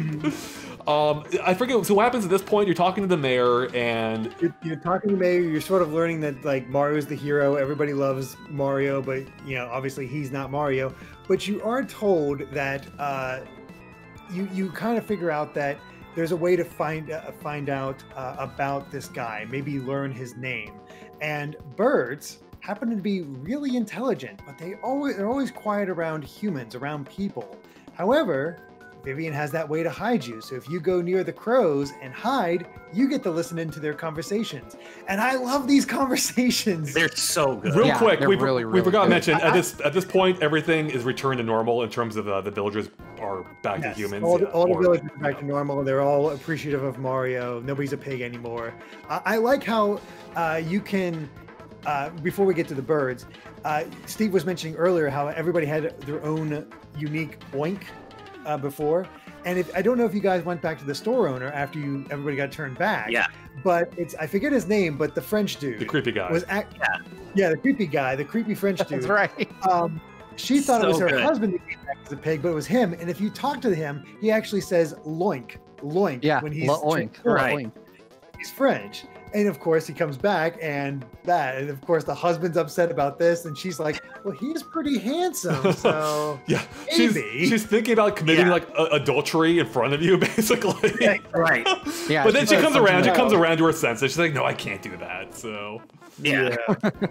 Amazing. So, just those wonderful moments that you get from all that. And of course you had the three pigs, which were the Toad sisters that were around. I love that. Did you guess that before, Steve? That the trio of pigs were the sisters, the traveling sisters or whatever that you'd seen elsewhere? No, honestly, I wasn't even thinking about it at that moment. I was just like, because initially I thought that only are they what's the name of the Twilight people? The Twilight people. I initially thought only they were being turned into pigs. And so by the time I realized that other people that didn't live there were also becoming pigs, it wasn't even in my mind anymore. Got it. Okay. Another small detail I like here is that if you do try to leave Twilight Town, of course you can't, but the game sets that up without you even knowing at the time, where you need your name to be able to go through that pipe, but Mario has literally had his name stolen, so he can't leave. That's so clever. That's such a cool detail. Yeah, how they bring that back. It's such a random detail. Yeah. Seemingly random detail. What, Derek? Yeah, I initially tried that because I was kind of at an impasse, like trying to figure out where I needed to go to find the bad guy's name. And I was like, oh, maybe I need to go all the way back to Rogueport. And so I just hopped in the pipe. And then I remembered, I'm like, oh yeah, he stole Mario's name. Like he mentions that to Vivian. So of course the pipe won't work. So I did appreciate that detail as well, because I was like, oh, that's been set up. Like it's already an in-universe thing. It's not just like, oh, hey, you can't use the pipe for some reason. Like we know why. So really good play. So you're able to talk to the crows now by using Vivian's ability to hide, because if you try talking to the crows up to this point, there's several groups of them. They just caw. You just hear them cawing and nothing seems unusual. They seem like background details, much like talking to the pigs, for instance. But with Vivian, you're able to hide in the ground, and that's when the crows come to life. They're actually able to speak. They're apparently highly intelligent, and it's through this that you're able to learn of the fact that apparently there is a creature deep underneath Creepy Steeple that knows the name of the main character. And I forget, do we know that they have the letter too at this point, or no, we don't. Okay, no. So That's okay. Yeah, before that, the crow's conversations, what they actually. Oh, I'm not going on. No, I want to focus on this. They are amazing. What? I don't want to miss it, so I was making sure. Yeah, no, I'm not moving on. Yeah, no, the crows are one of the highlights of this game. Absolutely. With how like intelligent they are, which is, you know, crows are apparently very intelligent in real life. I just love the commentary in this. Steve, what was your reaction to hearing these conversations? Or did you actually, did you hear most of them, or? I listened to all of them. Awesome. So you inadvertently spoiled part of this for me because you tweeted out a screenshot of one of the crow conversations. And so the first thing I did when I got to Twilight Town was I tried to talk to a crow. I was like, oh man, they say cool shit. So I was like, cool stuff. But I was constant demonetizations over here. I walked over and I talked to a crow, and it was just like caw caw. And so I was like, well, I know eventually at some point I get to talk to him, so I'm gonna wait. And then Vivian makes the very obvious like, oh hey, now you can talk to birds. And I was like, oh, this is it. So, and because of the screenshot, I could figure out exactly which crow conversation I wanted to see, which was the one about internet speeds. That was so good. Switch to fiber optic, which isn't that still really good? Yeah, no, that's still top of the line. Amazing now. That's like the best stuff you can get in the US right now. It's what I have, and it's pretty rare in Seattle. They were, talking about that in 2005, but 15 years ago. You know, I found that conversation to be interesting. One of my most I don't want to say viral, but one of my most shared tweets was one about the internet situation in the United States. And I did that in 2019. So I was particularly interested in reading this. And the thing I like is that they start talking about, they're like, oh, so-and-so has got fiber optic in his network at home. And he's got, he can download 100 meg apps like nothing. And then they go on and they're like, but all he uses it for is watching videos and social media or something. I'm paraphrasing, right. And they're like, it's amazing how the lowest common denominator is what moves technology forward. And I was just like, that is so on the nose and so true. It was like, and I was like, I have to listen to every single one of these now. They don't disappoint at any point. They're all fantastic. I love the crows. The other conversation I tweeted was one that's really depressed about the state of the world recently, thinking about the depletion of fossil fuels. To continue, we've got to come up with a renewable energy source before that happens. And then they say, like, wind or hydroelectric. I think solar energy probably has the greatest potential. I love that. I love just the commentary here. And I feel like this is the kind of thing that would somehow draw, like, stupid internet fire these days. You know what I'm saying? Like, how dare Nintendo talk about real world events in the game? There's another one where two crows they're like two mom crows are talking. One of them talking about how, her son's about to take the SAT or something.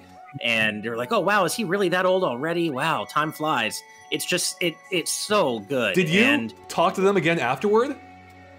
No. Yeah, I did. Okay, yeah, Steve, did you? The dialogue all changes. The conversations all continue if you go back. Oh, dang it. Yeah. No, I need to do that when I play the game again. Yep. You might be going. One thing, go ahead. One thing I thought that was interesting is when you talk to the crows that actually tell you what you need to do to go back to Creepy Steeple. Right. They make a reference about how humans always fall for this stuff, and that stuck out to me because there's not a human in this game other than Mario, but who's barely the game human. seems to consider the Twilighters, the Toads, everybody they consider humans, right. And I thought that was interesting. That's interesting. I think that's more of a translation thing because there's a thing that there's a word that Japan uses that kind of encompasses people in a way we think about it, just all inhabitant, that it kind of works for it, and I think that's probably what was used originally, and it just got translated to humans. Yes, right. Yeah, probably. Straw Hat Ninja says, the crows are so good, such great conversations. They are. I love how, as Steve was touching on, it feels like they haven't aged a day. Like, they felt surprisingly modern then, or rather I should say, surprisingly contemporary. Again, this is 2004 standards. We hadn't seen too much of Mario in these kind of like oddball spin-offs. Because the original Paper Mario, for as much as I love it, played it pretty straight, aside from the paper aesthetic. So this one definitely, it definitely stood out, especially these crow conversations, and they really don't feel like they've aged at all, which is remarkable. These are still relevant conversations, which is sad in some ways. One crow that's just so tired of his mundane life that he has this ennui about him. He's just like, so it's like, okay, that's that's really, he's like super depressed, or about like how it's like always Twilight too, I think, or and how he mentions how he has wings so maybe he can fly to the light or something, or it's all great. So yeah. Anyway, so now that we have Vivian, we can head back to the steeple. So this is our third time through the woods, in case we're keeping track. And so once you're back at the steeple, that's when you're able to. I don't know if did you guys all immediately know where to go, or I did. Yeah. Yeah. Okay. There's no other place to go in the Right. steeple, So I think it's like, I forget if I went there immediately, but it happened pretty soon. So go down to the well. You have to clear out the buzzy beetles again if you didn't already, or rather, even if you had already. I started doing that, like coming down there that time, like, oh god, I forgot about all these things. Yep. I wasn't exactly the best prepared for it, and then it took me a little while to realize I had to push the door. Yeah. So funny enough, even though I missed that the first time, I knew immediately what to do this time. I don't know why it just clicked all of a sudden, and then I'm like, oh, I can just use Vivian to hide underneath it. How did you guys fare though this time? Now that you had the ability to solve it. So this came to me really easily. Okay. I walked in and I killed like my first buzzy beetle, and then I just hid. That's what I did. Oh, actually, walk away. that's what I did too. Yep. Oh. Yep. So I didn't kill them. I just went around them because I was like, I've done this before. I already got my reward. So I hid, and then I remembered already because I had tried it earlier that I could push the thing. And I was like, I already know all the things that don't work. I got this new ability. I'm going to use that, and easy enough. Mm-hmm. Yeah. Indeed. Well, Yeah, when that same. works out. I had no issues with it. As soon as I realized you could push the door, and I may have done that the first time I went, I can't remember, but as soon as I realized you could push it and it slid back, I'm like, oh, you hide underneath it, there you go. So I forget the exact layout of this place, but do you drop down again after you climb up to the hidden, after you make it through the pushable door, or? Yeah. Don't you lock up? No, I guess Yes, you I go think down you butt stomp through the floor. That's it. Then Yeah. I think, isn't there a passageway down there that leads into complete darkness where you find the secret, or? Yeah, there's a badge that you can find. That actually threw me off for a second. I went into the nook. I'm like, there's nothing here. I'm like, well, all right, it's blank on to the right. So I love that. It reminded me a little bit of Mario 1, where you could run along the brick ceiling to get to the warp area. Like, you kind of broke the fourth wall again. And it kind of felt that way, too. Like, you're going into this ether of nothingness to get to the secret. So just a small little touch. Anyways, you eventually end up in a room with a crow. And if you try talking to him, he just repeats like some typical, like sorry? Or parrot, I'm sorry, parrot, yeah. He repeats like typical parrot things. Except there are some funny ones there. One of which is shine get, which this probably makes no sense to people these days. But this game came out just a couple years after Mario Sunshine, and I forget if it actually. I don't think it ended up in the final translation of the game, but in the initial trailers, based on the Japanese version of the game, whenever you got a shine, I think it is a shine in the American version, but based on the trailers of the game, it looked like it said shine get, which I think makes sense in Japanese, but didn't work for an American audience. But that completely caught on as like one of the probably earliest internet memes, which really became like popular within like Nintendo circles. So I love that they touched on that here, somehow in a context that made sense. So, oh yeah. It's funny. I thought I remembered Shine Get actually being in the Western version of Sunshine, but it probably wasn't. It's been so long. Shine. Yeah, I think it's Shine. Yeah, that makes more sense, of course. I mean, your mind is probably filled in the blank, but it was such. You heard it so often then. Exactly. So, anyways, how long did you guys take you to figure out what you had to do here? Oh, I knew immediately. Yeah, Steve. Oh, I mean, it's Yeah. Okay. This was pretty simple stuff for me too. So yeah, you hide. You can use Vivian to hide from the bird. At which point you'll be like, oh, where'd that weird guy go? Okay, well, now that no one's around, I forget what he says about Dupless, but he basically reveals his name, saying he's frustrated by the whole thing. I think. And he uses his name. It's highlighted in bright red, so you can't miss it. So we know of Dupless now, and I think if you check in with the bird again, he'll repeat it, but it's in a kind of funnier way. I forget exactly. I unfortunately didn't write down what exactly the bird says, but at this point he says something like, he's like, that good for nothing Dupless, how dare he leave me underneath here, and there's food, and I'm hungry, and and down there in a chest you find the letter P. Right. So this is what you need for the keyboard now. So now you can go back through the woods again for the 4th time. Real quick, let's pause it here. What did you guys think? What? Oh, what? This was getting annoying. Okay, yeah, I was going to ask you. What drives this, like, really kind of brings down this chapter just a little bit. It's like it's just one too many times that you got to go back, especially because when you do go back, give the name, he runs off back to the steeple. Yeah. Right. So that's your 5th time through. Okay, so this is after, hold on, real quick. So we meet up with him again, we guess his name, right? Yep. And then that's when he just takes off running to the steeple. Yep. Okay. And you got to go back to his room. Right. So you literally leave the steeple, go through the woods to find him, to go back through the woods to the steeple, which is just one of the most annoying decisions they make in this whole chapter, because at this point, I'm already fatigued from walking through these woods over and over again, and I'm trying to avoid the enemies because they're way too strong for me to feel like I'm in fighting shape by the end of getting through them. And it's like, we were just there. He couldn't have met us outside. He couldn't have been at the door waiting for a fight, thinking there's no chance. Right. I mean, honestly, the fight should have happened right there when you tell him his name. I agree. I was expecting that. It. Yeah. I was thinking, like, that's really his name. He loses his power. We have to take him out right then. But I will say that when you get back, the fight is at least cool. Which right. Well, let's hold off on that for just 1 second. Protoman says the backtracking is really bad and continues, especially if we know the twist. And I wonder if maybe, well, I guess Steve didn't know it either, and Ash forgot as well. For me though, I actually think the backtracking wasn't. I didn't find it to be that bad, and I think it partially because I didn't know the twist, so I was like invested in the story and like what was happening here. And the woods weren't nearly as long as I thought they might be, and it might be partially because I was primed a little bit ahead of time with someone on Twitter who had mentioned, you know, that chapter sucks, or rather, the backtracking in that chapter sucks. And this is before I had started the backtracking, so maybe I was primed for something to be worse than it was. I didn't think it was that bad, and maybe it's because I was doing okay at avoiding most of the enemies. But I thought the woods would be longer than they were, and I thought it was actually pretty quick to get between them. Like, I didn't think it was that bad. Like, I was more annoyed in, like, chapter 1, just walking back from the quiz game, you know, back to Hooktail Castle. I think I just like the area here better, so...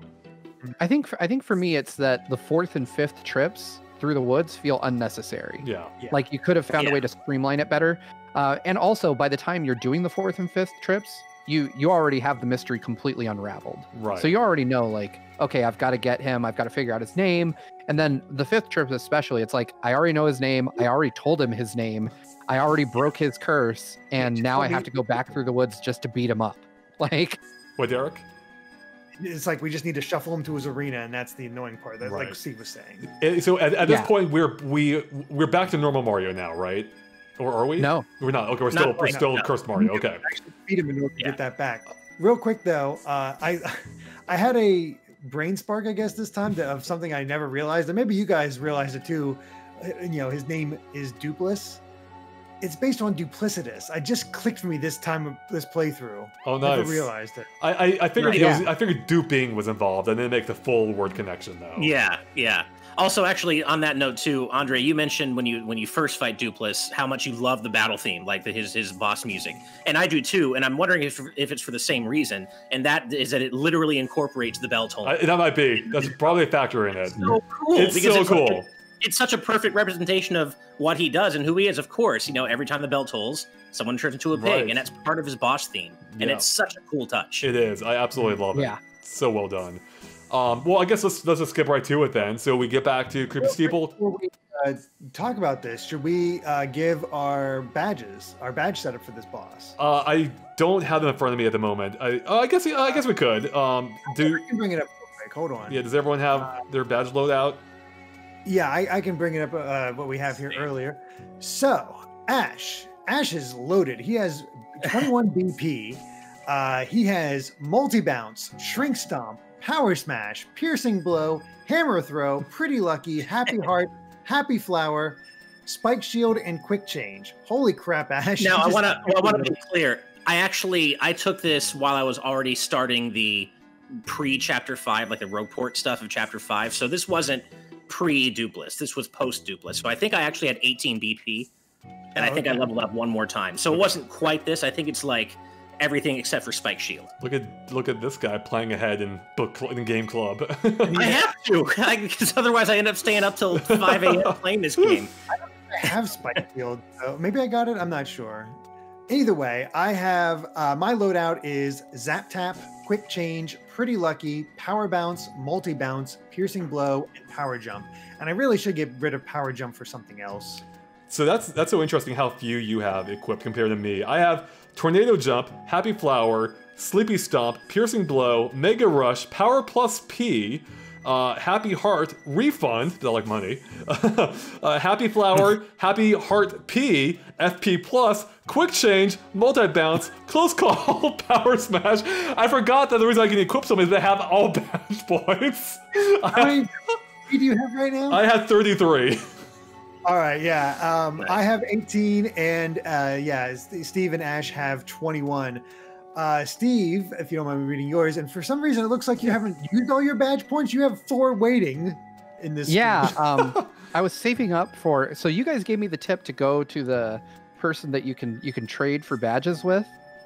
And I can't remember. There were 2. The one that lets you swap your partners. Yeah, and that takes like 6 BP or something like that. It takes a huge amount. 7, so I was saving them so that I could get that, and I'm not quite there yet. Right. I'd unequip others to get that, but it's up to you. I mean, it makes us different in that point. Yeah, no, I mean, if what you're doing is working for you, keep at it. So it's kind of fun to get that different perspective. So Ackley P says, "LOL, Andre is loaded." Yeah, it's definitely different. So, all right. Steve has Tornado Jump, Hammer Throw, Attack FXG for some reason. I never took them off. It doesn't use any, so right? Yeah. I guess so. Pretty Lucky, Happy Heart P, Shrink Stomp, Quake Hammer, and Last Stand P. I never do anything for my partners. What? Yeah, I find that I think Last Stand P is just there as a remnant from Chapter 2 when I was having trouble. And so I thought for some reason, like, I think we discussed this in a previous episode, but I didn't realize that Attack FX was what was making the dragon sick. Right. And so I had to quit both of those, and I was like, oh, one of them worked, and I just left them on. But I really need to like revisit my badge loadout just because I know it's not optimized very well. And I could probably find room to equip better badges that make a little bit more sense, because I don't think I've had a partner faint or even get to like 1 HP ever since that second chapter. So this is one part. I could probably do away with that. This is one part that might prefer the original game. It's just for its comparatively simpler badge rollout, because in that game the partners didn't have HP, so it throws me off every time I have partner-focused badges in this. I can refill their own hearts and flower points separately. It's not a big deal. It just kind of complicates things a little bit, whereas it's a little bit simpler in the original Paper Mario. So yeah, so I don't like that there has to be like that. Each badge has to be designated as whether like Mario or the partners, for instance. Pro Toman though is agreeing with you, Steve, who says, "Good, Attack FXG." So what's that do? What changed? What sound effect does it change? I think it's it sounds like Princess Peach laughing when you use the hammer. Oh, weird. So now one. I have that one. Yeah, every other attack is like Princess Peach, and one sounds like a cricket because I haven't removed either. I noticed that I actually didn't capture all my badges because you have to like. I'm looking now and I'm like, oh, you have to push R and it scrolls down. So I guess I need to take 2 screenshots next time. Oh yeah, go ahead. Protoman was also asking if anyone equipped Charge. That's the next badge I plan on putting on my team. I've had it equipped. I'm just impatient, so I hate waiting a turn for my moves to power up. So I just roll through it. So yeah. I'm the same way. I don't want to use a turn just for that. Yeah, it feels like a waste. I feel like I'm burning a turn, even if it is a net gain. Yeah. All right, but now that we have our badges figured out, we enter battle. It's still, for now, I believe, just Mario against. Cursed Mario against. Us as Cursed Mario versus real-bodied Mario, being Dupless, right, with their partner characters. And this is interesting because starting off, again, is just... Wait, am I missing... No, I'm sorry. So, you have Vivian. Because right before, Vivian finds out that you were Mario. That's right. Is it when you start the battle that this happens, or is it right before? Yeah, it's right before. Okay. And during the battle, she's not with you. So she leaves you. But she's upset that you basically lied to her or didn't tell her the full... But didn't tell her, but she couldn't say your name, so she didn't know, so she felt like she was tricked. Right, she felt betrayed, which...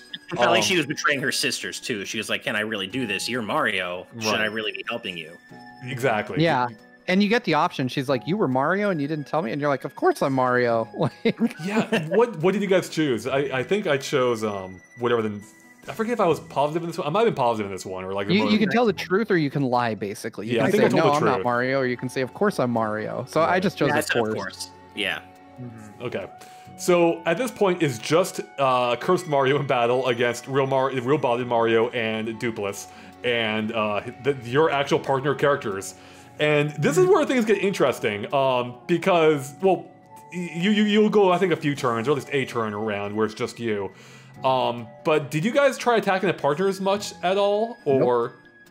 I didn't because I was just out, because I was by myself. I was like, well, I'm just going to focus on Dupless and take him out because I was already kind of over leveled and I have power bounce, so I was able to do like 8-9 damage a turn. So I'm like, all right, well, whatever. I can just take him out, no problem. So I did focus on, I did start focusing on the partner characters before I realized when you take out Goombella, then it goes to Koops. I'm like, oh my god, it probably goes through all of them.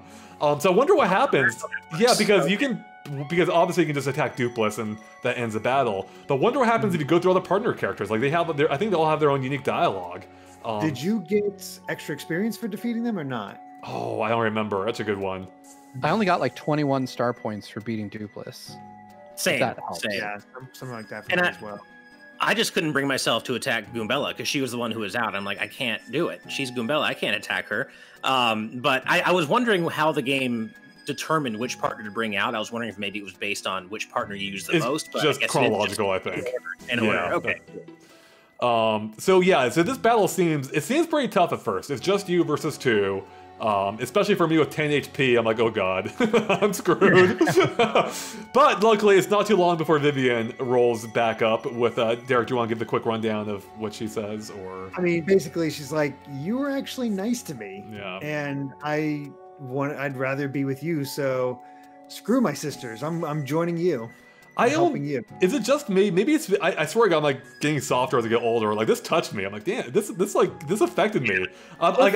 Yeah, exactly. I'm like, this is she's such a sincere, nice character, and I loved how they wrote her dialogue. It just felt very real, and it's like, I love that she came back because Mario's the first person like showed her respect that she's encountered in this journey so far. So yeah, I found that very touching, and I felt that felt impactful when she came back to the party.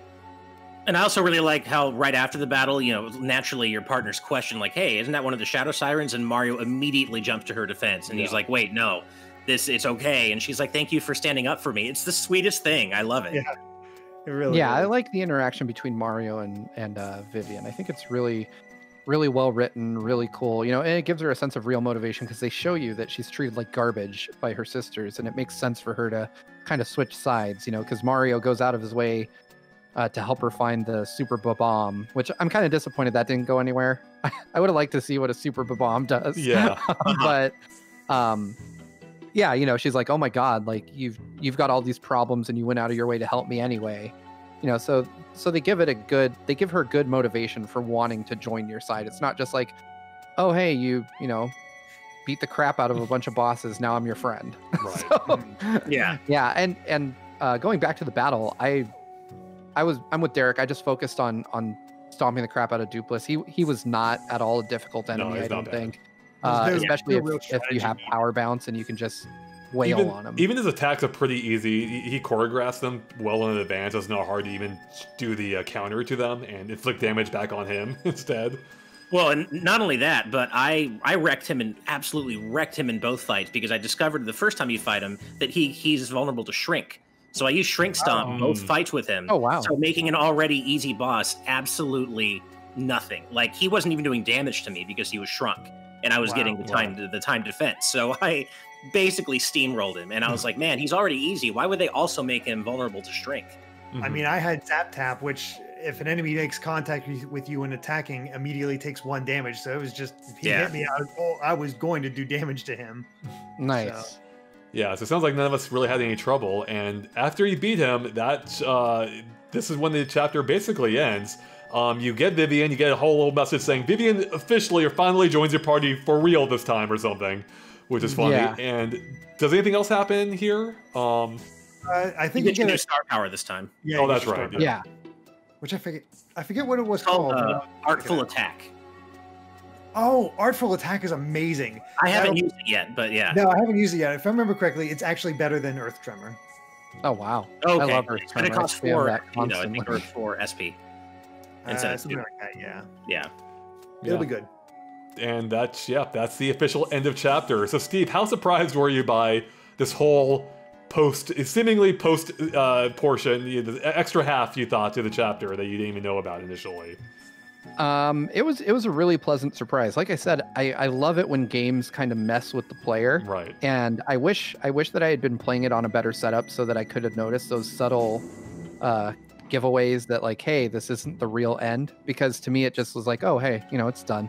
It's kind of, but do you think it might have been better? Well, I guess you weren't as surprised because I had to tell you that there was more. But I wonder if it's more surprising if you don't notice it. But that shocked me. I literally had no idea. Oh, it's definitely better because I was surprised, and pleasantly so. Because I think if they had pulled some crap like this in Chapter 3, I would have been unhappy. Because I think that I think the way they intentionally paced this chapter made that surprise enjoyable. Because by the time you beat it or you think you beat it, you're thinking like, wow, that was really short. Like Right. I went to the woods, I went to the steeple, I beat the guy. It's over. Especially this compared is to Chapter 3. incredibly straightforward. Yeah. Yeah, it's And- the first time it had been just a straight shot. Yeah, exactly. So it's just, you think like, is that really it? Like, that's it? Okay. I mean, and they give you the end of chapter screen. If you're observant, yeah, you notice that there's something off, but it flew over my head. So when I went back in, I was like, oh man, this is really cool. And then the added twist of it being that you're not playing as Dupless, you're playing as Mario still. Even though there's not like Nintendo doesn't bash you over the head with that fact, No. which is a rare thing for Nintendo. Yeah. Normally, like when something like this happens, they're like, "Whoa!" Like, "Hey, something's off." Like, "Hey, here's a big arrow pointing at what's wrong." So the fact that they just kind of trusted the player to figure it out, which is something that they need to do more. Mhm. They need to trust the player Agreed. to actually like think about what they're playing. The fact that they did that, I think, this. If I were to rank these chapters, I was going to ask. 4 would be winning by a mile right Well, now. give us Like, your full rank it's there. so good. What's your full rank then of chapters so far, Steve? It still hasn't changed. I think it's 4, 1, 2, or let's see, 4, 1, 3, 2, or no, 4. Just put God, 4 that's above hard. whatever you said 1, last 3. week. Sorry, I'm 4, 2, 1, 3. I really dislike 3. I think 1 is kind of middling. 2, I love because of the unique aesthetic of the location and that it tries to do something different. But I think 4, the fact that it's just a tightly wound narrative that subverted my expectations at every turn. In a good way. Really has it standing tall above the others right now. Yeah, I agree with the last part you said at least. I basically so far I think this game keeps getting better and better. So my order is 4, 3, 2, 1. And so we'll see if that keeps up. I don't fully remember. I'm thinking 4 will continue to remain one of the highest points for me, but maybe I'm wrong. So Right. I remember 5. 5. well, Five let's not get too much into it. So I'll just leave it there. But Well, to be fair, Derek's opinion on 4 was right on the money as far as I'm concerned. that's true. I'm really torn. For me, I really like 4, but it's not as much of a gap for me between 4 and 3. Like, they're neck and neck for me. And They're both and the really reason good for me. why- Yeah. Yeah, like there are 2 reasons why. First, the backtracking. Like once you're at those 4th or 5th trips through the forest, going back and forth between the steeple and town, that kind of got to me. But more than that, we're also in addition to that, I think if you think too much about the end of the story in this chapter, it starts to kind of fall apart because they're like every one of Mario's partners would have figured out long before you do that that's not actually Mario. Right. Why would they go back to Creepy Steeple with him and just hang out in Dupless's lair and wait for this guy to show up? Like, Right, it there's doesn't make sense. logic there. Just especially when they already have the crystal star. yeah. So that, like, for me, the narrative part of it really breaks down if you kind of deconstruct it too much, and that's okay. It doesn't make it a horrible chapter, but I do think that the narrative in chapter 3 is still better because of that. the mystery is so good in chapter 3, and it's so, there's so much context to it, and it's not as easy to break down the way chapter 4 is. So it's hard because chapter 4 is really interesting, and the gameplay, I love the twist, but the story kind of breaks down toward the end for me. So I'm neck and neck with 3 and 4. I might put 3 right above 4 though. So like maybe 3, barely 4, 1, 2. I'm kind of go back and forth on it. I'm with Straw Hat Ninja in the chat. 4, 3, 1, 2. Atmosphere counts so much. It does. Right. Really nails it. Yeah, there's some story logic you can get in here, but it's still just fantastically told. Interesting villain, very unique. Backtracking is the only thing that kind of brings it down. So I'm curious if another chapter is going to sort of overtake it for me. Yeah, 3 has like glimpses of some really good atmosphere, but by its nature, most of it isn't nearly as atmospheric as this town, and no other chapter in the game so far has been. So I think that's what gives number 4 the edge. I mean, Ash, you're right. Like the narrative does kind of break apart a little bit if you think about it too much. Like with the partner characters, they would have known something. And I mean, I guess they did know something even earlier. Like they comment on it, but they still stick with Mario in spite of this. But yeah, I just love the mystery, and it is interesting how 3, it's like I said before, it's a slow burn. Like nothing really seems amiss at first. It's not until you're halfway into the chapter, you're really deep into it, that things start, seeming like it starts becoming apparent that things aren't as they seem. Whereas here, that's obvious immediately. It just thrusts you into it. So it's just kind of fun how they approach that from 2 different angles. And yeah, it just, but for this one, for me, the atmosphere just like really takes it. I love the atmosphere, I love the mystery, the music in the boss battle. I love how weird this chapter is. Just everything, it's just a high point for me so far, and yeah, I can't wait to see. I will say that even if I do rank 3 slightly above 4, the gotcha moment where I completely forgot about the whole second half of chapter 4, that is the single best moment for me so far. So like 3 as a whole, maybe slightly higher, but that moment in chapter 4, the fake out, is my number 1 moment in the game so far. So good. Yeah, agreed. All right, well, I think we pretty much covered it for Chapter 4, so let's get into Chapter 5. Okay, so let's dive into Chapter 5, and by that I mean, of course, the interludes that happened before Chapter 5, of which we, of course, return back to Peach, wherever she's being held. Derek, do you want to give us a quick rundown of what happens here? It's pretty simple this time, but... Yeah, it is really simple, nice and quick this time. Although we should mention there was a little scene before we get to Peach where we see Dupless run by Beldum and Marilyn while they're searching for, like, where the heck's Vivian? And then Dupless runs past. And, there's that. Where'd There's she just go? like they've noticed that she's gone, and that's about it. But then, of course, we actually get to Peach.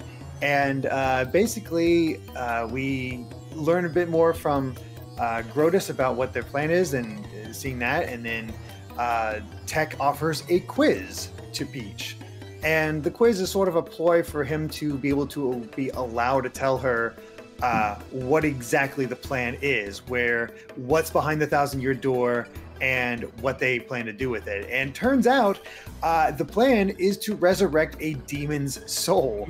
We're getting demon souls up in here. Yeah, John's getting excited. Yeah. So Grotus plans to use that power to conquer the world. So yeah, it's not a great treasure. It's a demon. Yeah. So that's fun. A 1,000-year-old demon, I believe, right? Right. So yeah, they can bring it back to life and use it to take over the world. So I liked it. I thought that was pretty clever, like the idea of using a quiz to fill in Peach without technically violating, I guess, Tech's orders or programming. But I do wish, for as clever as that was, I do miss when you don't control Peach directly, really. Like, I don't think you really walk anywhere or do anything besides walk through the door. And I do kind of miss that when that happens, like compared to the first Paper Mario, where I think in every chapter you're doing something unique as Peach. Quite often in this game, it feels like you're just walking into a room, gain some exposition, and that's it. So I mean, they will continue to mix it up, I'm sure, coming up. But yeah, a little bit of a weaker Peach segment, I'd say. I did enjoy the dynamic though. Like I enjoyed kind of discovering again what Tech was kind of trying to do, because I didn't remember it. I didn't remember this scene at all. Yeah. So it was fun kind of discovering again just how clever Tech is and just how committed he is to really, interacting with Peach and trying to give her the information she needs. And it's just interesting Tech is definitely one of the more interesting characters I think Nintendo has ever had, in not only in Mario RPG, but just in general. Like, it's essentially this AI that's kind of becoming sentient as the game goes on. And it's just, I have found that this character gets more and more interesting as we go on. Mm-hmm. Mm-hmm. He ingratiates himself to you. I say he, but who knows? It ingratiates itself to you as you go on. And I don't know. I think the last chapter in this one is where Tech is really starting to come around for me, because he's weird.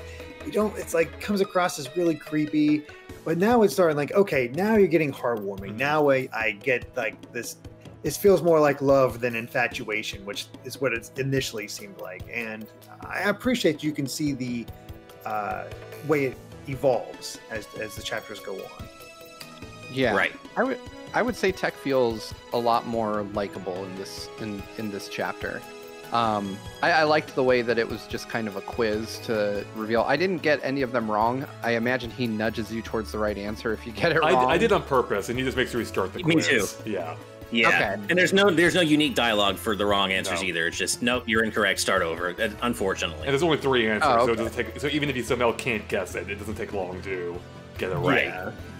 Yeah, I was curious about that, but I was also, I think, and this is probably more a byproduct of us having to kind of like meet deadlines for chapters. I was kind of grateful that this was shorter, because I was thinking like, oh no, now I have to like go through 2 hours of going through Rogueport and doing all this other crap, and just to get to the beginning of the chapter, which itself, God knows how long that's going to be. So I was actually like really relieved when I saw that the intermissions were shorter this time. It's so funny you mentioned that, because it actually took me, I think, literally exactly 2 hours to get to the actual chapter start. I was messing around in Rogueport for a while, and I think I got hung up at one part, but we're getting a little bit ahead of ourselves here.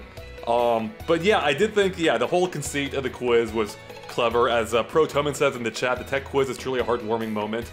And yeah, again, just a really clever way of conveying the story and to both the player and the Peach without, again, violating Tech's orders, seemingly. I don't think, what's the guy's name? I always forget. The main guy. Grotus? I don't think he would approve of this, regardless.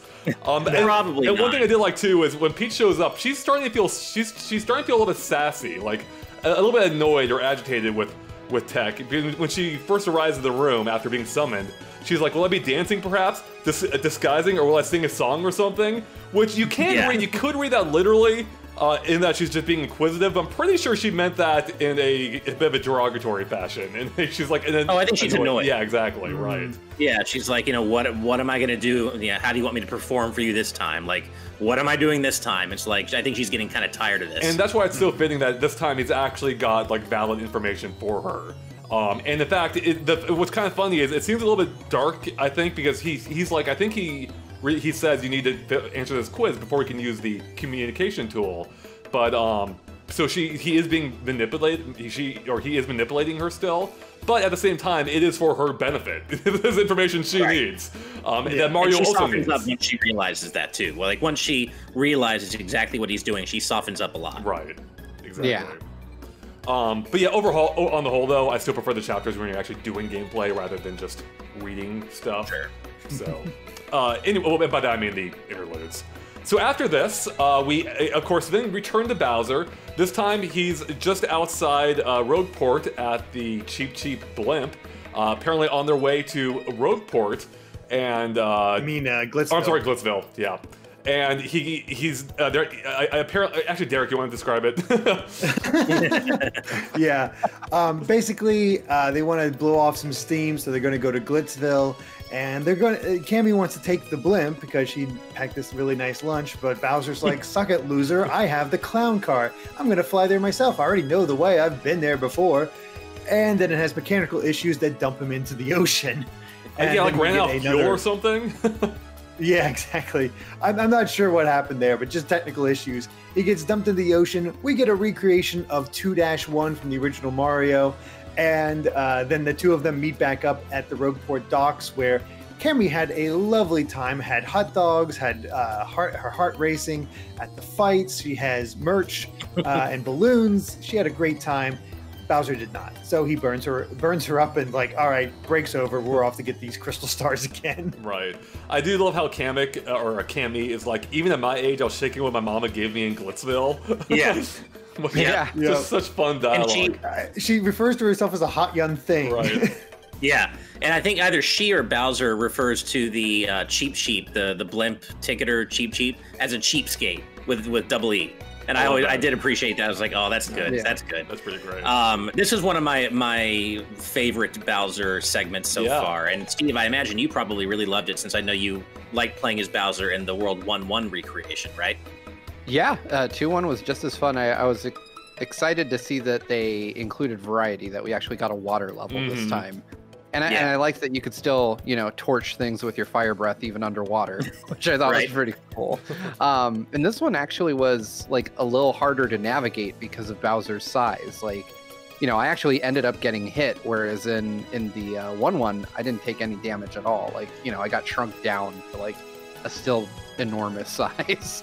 But yeah, I love these. Like these segments, I think the Bowser segments are probably easily like my favorite from a writing perspective. I think they're the funniest. They're just entertaining. Although Chapter 5, which we'll get into later, does have some pretty good humorous parts to it. But I really enjoyed just the swimming through the level, and I wish I had thought to. I didn't go through the pipe. I immediately saw the springboard at the end of it and just was like, okay, here, I thought it would take me somewhere other than you destroy it. Yeah. You can't go in there. Yeah. All right. Fair. I kind of figured that's what might happen, but I still like to explore them.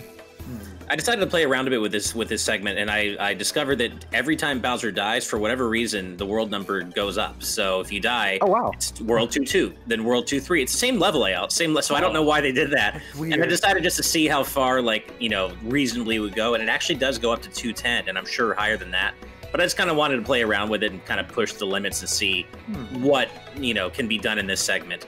The only other thing I discovered was that nothing happens if you get 100 coins as Bowser, but I didn't think it would. I guess if they're for some reason the world counter changes. If they're treating the level counter almost as chapters, I guess it kind of makes sense, because I guess he died in canon now, so he's just picking up again. I do love, by the way, I actually did die legitimately. I totally didn't notice that the holes underwater can have like this current that pushes you into them. So I just got sucked right into one. And I love Bowser's death animation where he does the old school Mario thing. He's like freaking out. And, and then also, I don't know if he only says this when you respawn, but he said something about how he has watery ears now on the title screen for the game. Yeah, I thought that was funny. He has a bunch of different things he can say. I don't even know if I saw all of them, even though I decided to keep dying and seeing what would happen. Yeah, it's only when you die and respawn that he says something? Yeah, and I think he says something when the level first starts, like when you first get to that segment, but then every time you die and restart it, he says something new. Gotcha. I also died too near the end before the flagpole. I think I got killed by a Goomba somehow. So for some reason I had trouble with this underwater stage, which is true to how underwater stages work in the game. Anyways, not a whole lot more to cover there. So let's go ahead and move on to what happens in Rogueport, or I guess once we return to Mario. Derek, you want to walk us through this? I mean, pretty much as usual, you have a little bit of wrap up. You return to Rogueport. The mayor apologized for mistaking you, and you can forgive him or not. I'm not sure what you guys said, but you get back to Rogueport, and you learn that the next piece of the next crystal star is on. Oh shoot, I forget Keelhaul Island. Keelhaul Key. Keelhaul Key. One second, though. I want to back up really quick just while we're still in Twilight Town, because there's new dialogue if you talk to everybody. And I don't know if you guys noticed, but both Mario and Goombella call one of the larger female Twilighters a pig. It's really messed up. Oh, wow. It's actually really messed up. And then, did you guys talk to the crows again by any chance? Yeah, but the dialogue doesn't change. Oh, well, one of them does. I got the new stuff where it sort of followed up, but I don't think it goes beyond that second. Which one changed? Well, the one that changes are the two crows that originally tell you to go back to Creepy Steeple to find whatever's underneath it that'll reveal Dupless's name. What did they say now? And what they actually talk about is that they're just kind of talking crap about Mario, saying, Peach just breaks hearts, and if you're gonna fall for a girl who's getting kidnapped all the time, your heart's just gonna get broken. But Mario just keeps going to save her, and he's just kind of a chump for it. It's not exactly what they say, but that's kind of paraphrasing, and it's really funny because we all know it. It's like Mario always this is his life, and he just keeps on going to save Peach, who just keeps on getting kidnapped. Someone else, and we don't even know if it's on purpose at this point. Someone else in the game commented on something to that effect too. I forget who it was, but I remember that in another chapter, I believe. Yeah, maybe you're talking about the Beyontas, where they're talking about the one always rescuing some broad. Yeah, that might be. No. Yeah. But yeah, anyway, get back to Rogueport, learn the location of the next one. You find out you got to go to Keelhaul Key, so you got to get a boat. You find out the one who owns the boat in the dock right now is Flavio, who is in the inn's bar. Talk to him, and he's like, yes, I like this. I'm up for adventure. I'm totally want to do this. Gets everybody all set to go, but we need a navigator. So we learn about a navigator named Bobbery, and have to go along the roofs of the house in order to actually get into his place because he's all locked up. But he doesn't want to join. He swore off the sea. So you talk to Frankly, and got to learn what you got to do next. And eventually you got to talk to everybody, like, why does he not want to go back to sea? You find out from the Podley, I believe his name is, at the bar. Yeah. And he gives you the backstory where Bobbery and his wife were madly in love, but he was always out to sea for his job. And while he was away one time, she became deathly ill. Emphasis on the death, because she died. What? She straight up died, right? While he was gone, and he got back and blamed himself for not being there for her when he was around. So he swore off the sea, and that's why he refuses. But then they're like, Podley's like, you still want to force him to do it, and he's like, you have to say yes, because if you say no, you can't really go any further. It'll let you go, but you have to come back to him if you want to make any progress. And you get a letter from Bobbery's wife, Scarlet, and you finally give it to him. And basically, Scarlet's like, "Don't swear out. Don't lose both the loves of your life. Keep going on." Which really paints Podley as a villain to me. It's like, if you just done what you were asked to do. That was my initial reaction, but he kind of explains his actions well enough. He does explain it. He knows he admits he didn't have the heart to do it. Not bad. But yeah, that knocks Bobbery out of it, and he agrees to join, and you set off to Keelhaul Key with an interesting looking fella as part of the crew. And of course, the X-Nauts are like, infiltration complete. Gee, I wonder who they infiltrated. Yeah, they probably didn't need to drive that point home. They probably didn't need the infiltration complete thing. That's the story portion stuff, but I did do a couple other things within Rogueport before we move on. That is the story. Yeah, well, I think the story deserves some touching on here.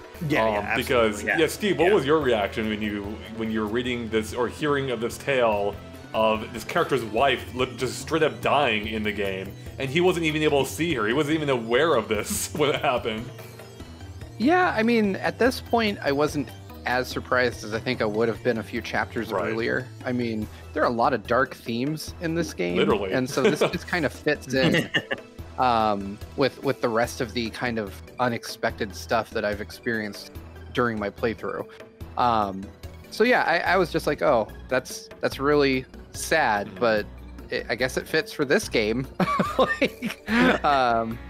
So yeah, I mean, I was hoping that we could read the letter before. I initially said no, that I'd try to find someone else, and then I sat there and thought about it. I'm like, there's not realistically another person that I'll be able to find. Like, they're not going to give me this choice. So I was like, yeah, just give me the letter.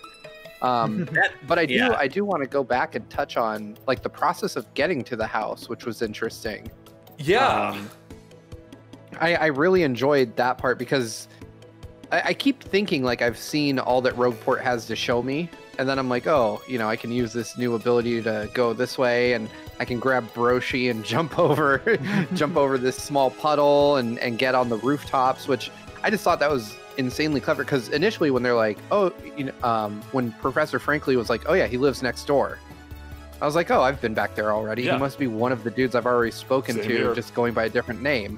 And then I started to think about it, and I'm like, oh, well, because that house, you go into that alley, but then the camera turns, so you kind of don't, it's easy to get turned around as to which house you're actually going in through the back door of.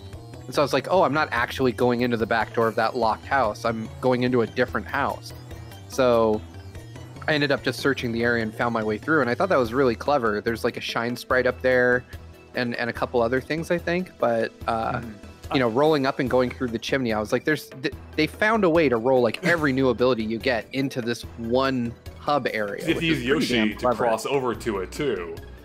Yeah, exactly. Yeah, right. No, I agree with everything you said. Actually, that part really tripped me up for a long time because I was convinced that locked house was one I'd already explored, the same one you're talking about when you go between the gap and you meet up with a Ishnail, I think it is.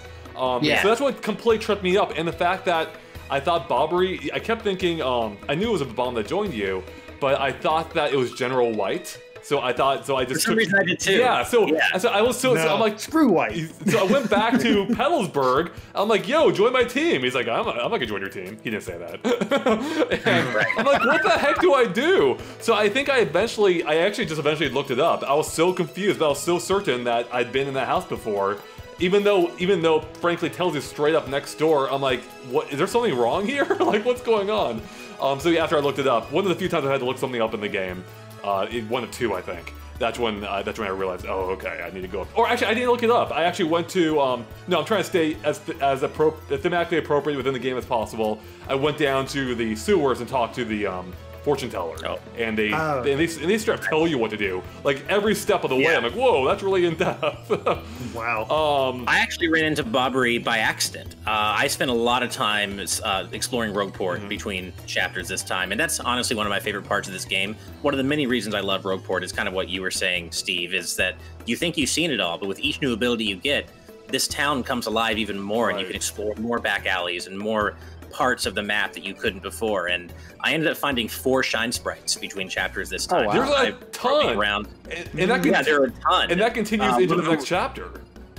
Oh yeah, there's so many shine sprites in the next chapter. It's amazing. Yeah. Yeah, and so I, went up on the roofs. I was exploring, and so I thought I was just finding, something hidden. Like, oh, there'll probably be a shine sprite in this house, and I'm like, oh, no, this is this guy. Oh, Bobbery, who's this guy? So I actually, not only did I think it was General White who joined you, and I'd forgotten about Bobbery, I completely ran into him by accident and found my way through this part of the story just by exploring, which awesome. I think is very, very organic, very cool. Yeah. I actually was sort of similar to Ash. I knew it was Bobbery that joined, but I forgot how the whole process. I just saw the opening when I was exploring afterwards. I was like, oh, right, I can actually use Yoshi to cross this. I forgot about that. So I went in the chimney and like, oh, hi, Bobbery. Okay, got that done already. And of course, in the back room, it is a shine sprite, so you weren't exactly wrong. That's true, there was, yeah. One of the 4 now. But yeah, I got him, and the other thing I knew I needed to do was that spike puzzle in the underground with Vivian. So yeah, I did the same. That. But yeah, that's how I discovered it as well. I was just like, well, this makes it easier for when I eventually get to that story section, and it takes a little bit, but I think it is helped along by the fact that we do have this more tragic story. We're trying to get this guy out of his funk and. Let's go on this death trip with us, that'd be fun. Yeah, and to that point, the way they tell the story is kind of interesting because, like, when you're talking to, is it Podley at the bar? Yeah. The music completely cuts out, so it's just fully silent, which is a neat little narrative touch as he's explaining what's happening. And also, I forget if I mentioned it before for another character, but it's something I didn't even realize till I think one of our patrons might have mentioned it, or I read it somewhere, that Podley, or whatever, is a Bean citizen. And in fact, that plays... I don't think I made that connection. Yeah, I never did before either, and that applies also to the character, I guess I didn't mention it before. It also applies to the bar owner or whoever in Glitzville, also who runs the bar there. Right. Another Bean citizen, and the connection is cemented by the fact that at some point later on you're looking for the Coca Soda, yeah, which is straight up from Mario and Luigi. So that's such a fun connection. So the crossover started well before Paper Jam. Superstar Saga did come out between 64 and Thousand Year Door, so that's right. Because I always remembered Chocola Cola sounding familiar to me, but I never quite placed it, and I definitely never made the connection. Never made that connection. So I love that's that. really Yeah, that's a really neat thing. And so the game is still rewarding us all these years later. Yeah. Jacob Tucker, I was today years old when I realized Podley was a bean. Yeah, right, exactly. And now to your point, Steve, earlier with how you're seeing, like, you're still uncovering parts of Rogueport. I actually love the rooftop segment. I don't know what it was about it, but I just loved how high up it felt you were, and you're seeing the town from a different angle, and it just felt like that you kind of like earned being up there, you know? I don't know, it just felt really fun to me. Yeah. Being able to explore the rooftops. I like that it takes, you know, a creative use of abilities that you've been racking up over time to get to these new areas. So yeah, it does feel like it's earned in a sense. And to that point, kind of, Azeron127 says there's a certain NPC on the roof who gives additional lore and backstory to the world. Curious if anyone's spoken to them. So I read one of their stories. I paid for one of their stories, but how about you guys? I paid for all of them because I had plenty of cash at that point. I like having that kind of backstory. It does give a nice setup for how the whole demon was established that we found out about this chapter, and it gives the four heroes and how the 1,000-year door was developed and all that stuff. It's like it's really good world building, and how it better justifies or better explains why Crump is looking for the crystal stars, because it's the only thing that can bring the demon back to life. But apparently the stars, kind of like the Triforce, can't tell the difference between good or evil, so they just don't care who's using them, which is why it's paramount that you as Mario find them before Crump does. So I want to. Yeah. Oh, go ahead. Okay. Oh, I'm going to pay for all those. I just decided I was like kind of crunch your time. Just start chapter 5, and I just didn't. You know, like I'm going to because I want to get all that backstory, and I kind of remember that guy.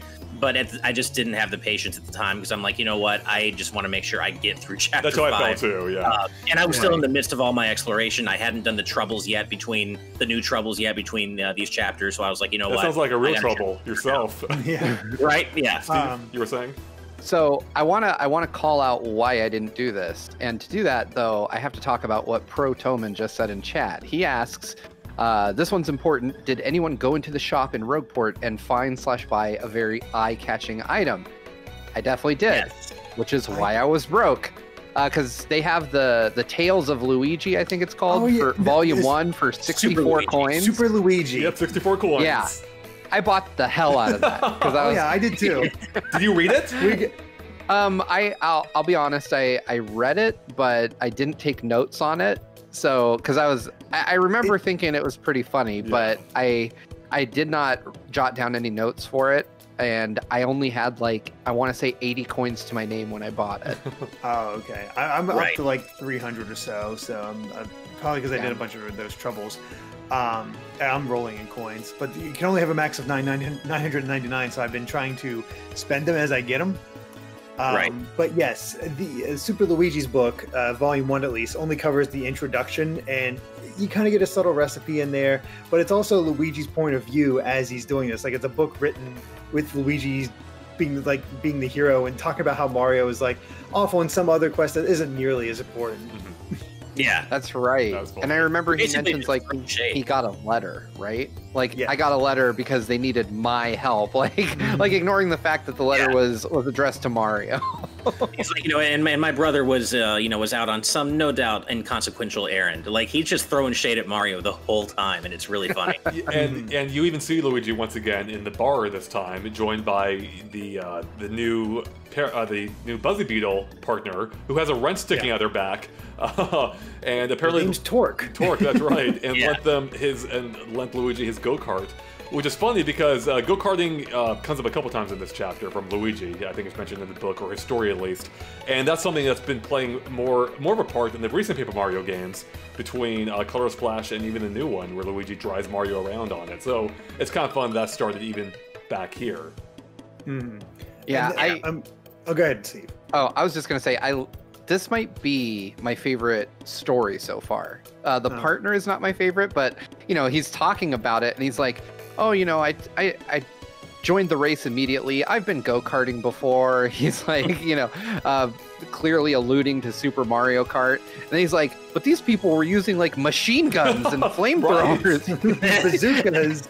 Yeah, vigilante age or something. And he's like, "I was at the start line. I had my foot on the gas, and I was ready to go. But I didn't realize it was in reverse, and I wrecked my cart into a wall." And I think it goes something like, fortunately, my maneuver threw everyone off and they crashed. Really good. It is good. So I mean, this is one of those ones where he's actually owning his complete screw up, but he's like painting it in a way like, oh, if I didn't do this, I wouldn't have won. Mm-hmm. And Torque's joining him because it was his cart that wrecked it, that he wrecked. So it was like, this dude owes me money, so I'm going with him until he pays. Yeah, I love how Luigi conveniently leaves that out. He's like, "Oh, and I got one of the best carts." And that's just he got it. He didn't, he didn't buy it or borrow it from somebody and wreck it. He just got it, like it was just kind of awarded to him. And of course, the best card is green. Of course, right? Of course, the big green 01, I believe it is. So. Something like that, which might be the same card he has in the later Paper I was Mario gonna look games. it up. I forgot if that is. I don't think it is, but I didn't confirm that. So I'm sure someone in the chat might bring it up. And yeah, Straw Hat Ninja is mentioning the fact that now that we have Bobbery, the game really does open up the game. And someone else had mentioned that the Metroid-esque exploration we've already discussed. This is where it really starts to come alive, like where you can do even more now than we could in past areas. Yeah, I I've been remember making mental notes of all the places I have to go with Bobbery, like all the cracked walls in various places in Rogueport and the sewers, and Hooktail Castle. Yeah, exactly. So. Go ahead, Derek. You were going to say something. I was just going to move on to, have you guys been keeping up with, I know Ash has, but Andre and Steve, have you guys bothered with the troubles at all? It doesn't seem like No, I did some of them. I did probably a few this time, but they are very repetitive and rarely worth it, it seems. So I haven't been doing too much of it. There are a few. There's two from this one that I think are worth doing it. One is Zesty asking for the cookbook that you guys found. So that's how you open up that. Yeah. So you want to do at least hers. The other one is from a mystery person, and I'd recommend doing it. Okay, I haven't done that one yet. Okay, so I guess we shouldn't talk about it then, should we? I don't think we should talk about it unless they actually do it until we get to the end of the game. If they haven't done it by the end of the game, forgotten about what you get for that and what happens with that. So yeah, I don't want to spoil that for you guys. Okay, well I'll do it probably maybe today then, or whenever I play next. So I'm gonna try to hammer out as much as I can between today and our next recording session. Cool. Nice. Yeah, definitely make sure to do at least that trouble. But on that note, I actually did go back to Creepy Steeple because I can't remember who it was in the chat. I apologize, but last time... I forgot about the booze. Yeah, so we were told that we can do the spin hammer thing against the booze in Creepy Steeple. So I went back and did that and fought the big atomic boo. And that was a cool fight. And what you get for it, I guess I won't spoil it for you guys, but it seemed pretty OP to me, so I'm not going to spoil it. But what you get seems pretty OP, so I'm curious to see what you guys think when you go back and get that, if you do. I need to remember to do that this time. I should write a note for myself. Yeah, I feel like I need all the help I can get. I almost forgot. Well, hey, Steve, at least you have more than 10 HP, so... Right? Not... Ask me after I've been hit once. Oh, by the way, speaking of the Trouble Center really quick, there's the guy underneath Rogueport who gives you tips. He's like this crazy-looking, googly-eyed guy. I can't remember his name. Oh, yeah. But one of the tips I just decided to pay him a few times to see what he would tell me. And one of the things he said was there's a back door to the Trouble Center. I don't think I ever knew that. So, and you basically find it by using Flurry on the back of the Trouble Center. And it reveals a door. And you find out that the guy running the Trouble Center... Wait, hold on. Do we want to know? Maybe we should... Oh, it's not a big deal. It's not that big a deal. Right. It's not like a huge... He's one of Ishmael's men. It's not a big spoiler. But you actually get to see the guy. But you get to see the guy. And I don't think I ever knew that was a thing. Did you guys? No. I remember seeing that from my last stream, but I forgot how to get to it because there should be a door here, but I didn't even think to use Flurry. I mean, I might have in the past, but if I did, I've completely forgotten. Like, I have many things in this game. Right. So that's cool. Yeah, I love it. So much going on in this game. It's wild. So many. Well, Azran127 said it perfectly. There are so many optional secrets in this game to talk about that I haven't even seen before, even now. And it's just so cool how much there is to this game. Mm-hmm. Absolutely. Yeah. Well, did any of you decide to do the? I'm guessing not because of limited time, but the first 50 floors of the pit. No, I think I'm going to try to do that before I go into Chapter 6. I'm already getting annoyed with the combat in this game at points. So, do you guys care if I tell you what that item is that you get for getting? In case I do it, don't tell me. You don't want to do? Okay, I won't say anything. In case I do decide to do it. It will help a lot. Yeah. All right, I need to do it. I will say, before we get into the meat of this chapter, this was one of the more difficult ones for me. But we'll get into the specifics of what that means later. Yeah, Derek, let's go ahead and set us up for how we get to the island and what starts happening there. Yeah, so you have Bobbery with you, and you finally set off for Keelhaul Key, and things are going nice and easy. We got a nice little narration from Flavio, who just narrates it all. But just as we're about to real arrive quick, I like how you Keelhaul- can see the day and night actually changing, so it's actually covering multiple days. Confirmed. Yeah, it's really it is cool. several days.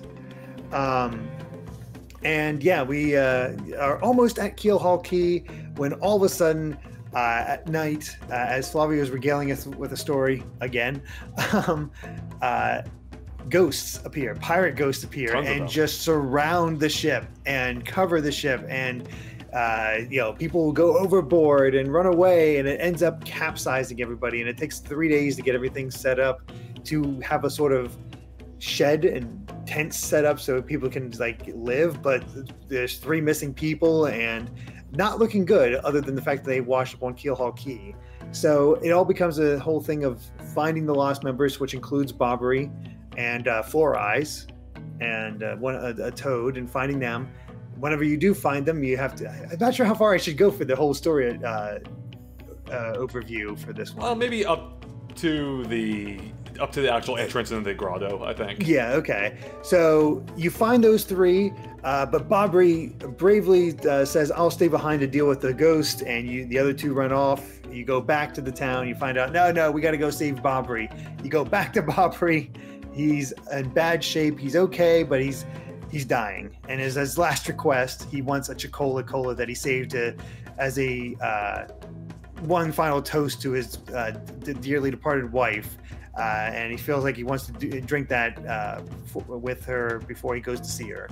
And so you go back to Flavio, get the Chicola Cola from him, and then head back to Bobbery, give it to him, and then he dies. Except not, because he's only asleep. So he officially joins and go all the way back, and that's when you find out you have Flavio coming with you to explore the thing that was just to the right of where Bobbery was dying. And it turns out there's a secret code to Flavio's song that he keeps singing that allows you to actually enter this lost cave in Keelhaul Key. So there's a few things to discuss in there. First off, I love how the song that he's been singing relates directly to the puzzle that you need to solve next. Really neat, just kind of like way of presenting that. I love that that Bobbery is basically just giving up. He's like, all right, I'm done, I'm out. I got my soda, I'm good. But then he's fine, which is just it did again though a very dark angle with him. But the whole thing, something we kind of skipped over there, is in order to get the soda, you have to go find something else to trade to Flavio. Even though Bobbery was essential in getting Flavio, whatever it is, to this point, he's like, no, I still need something very particular. And did you guys have any trouble finding the thing you needed, being the coconut in the background? I hate this part.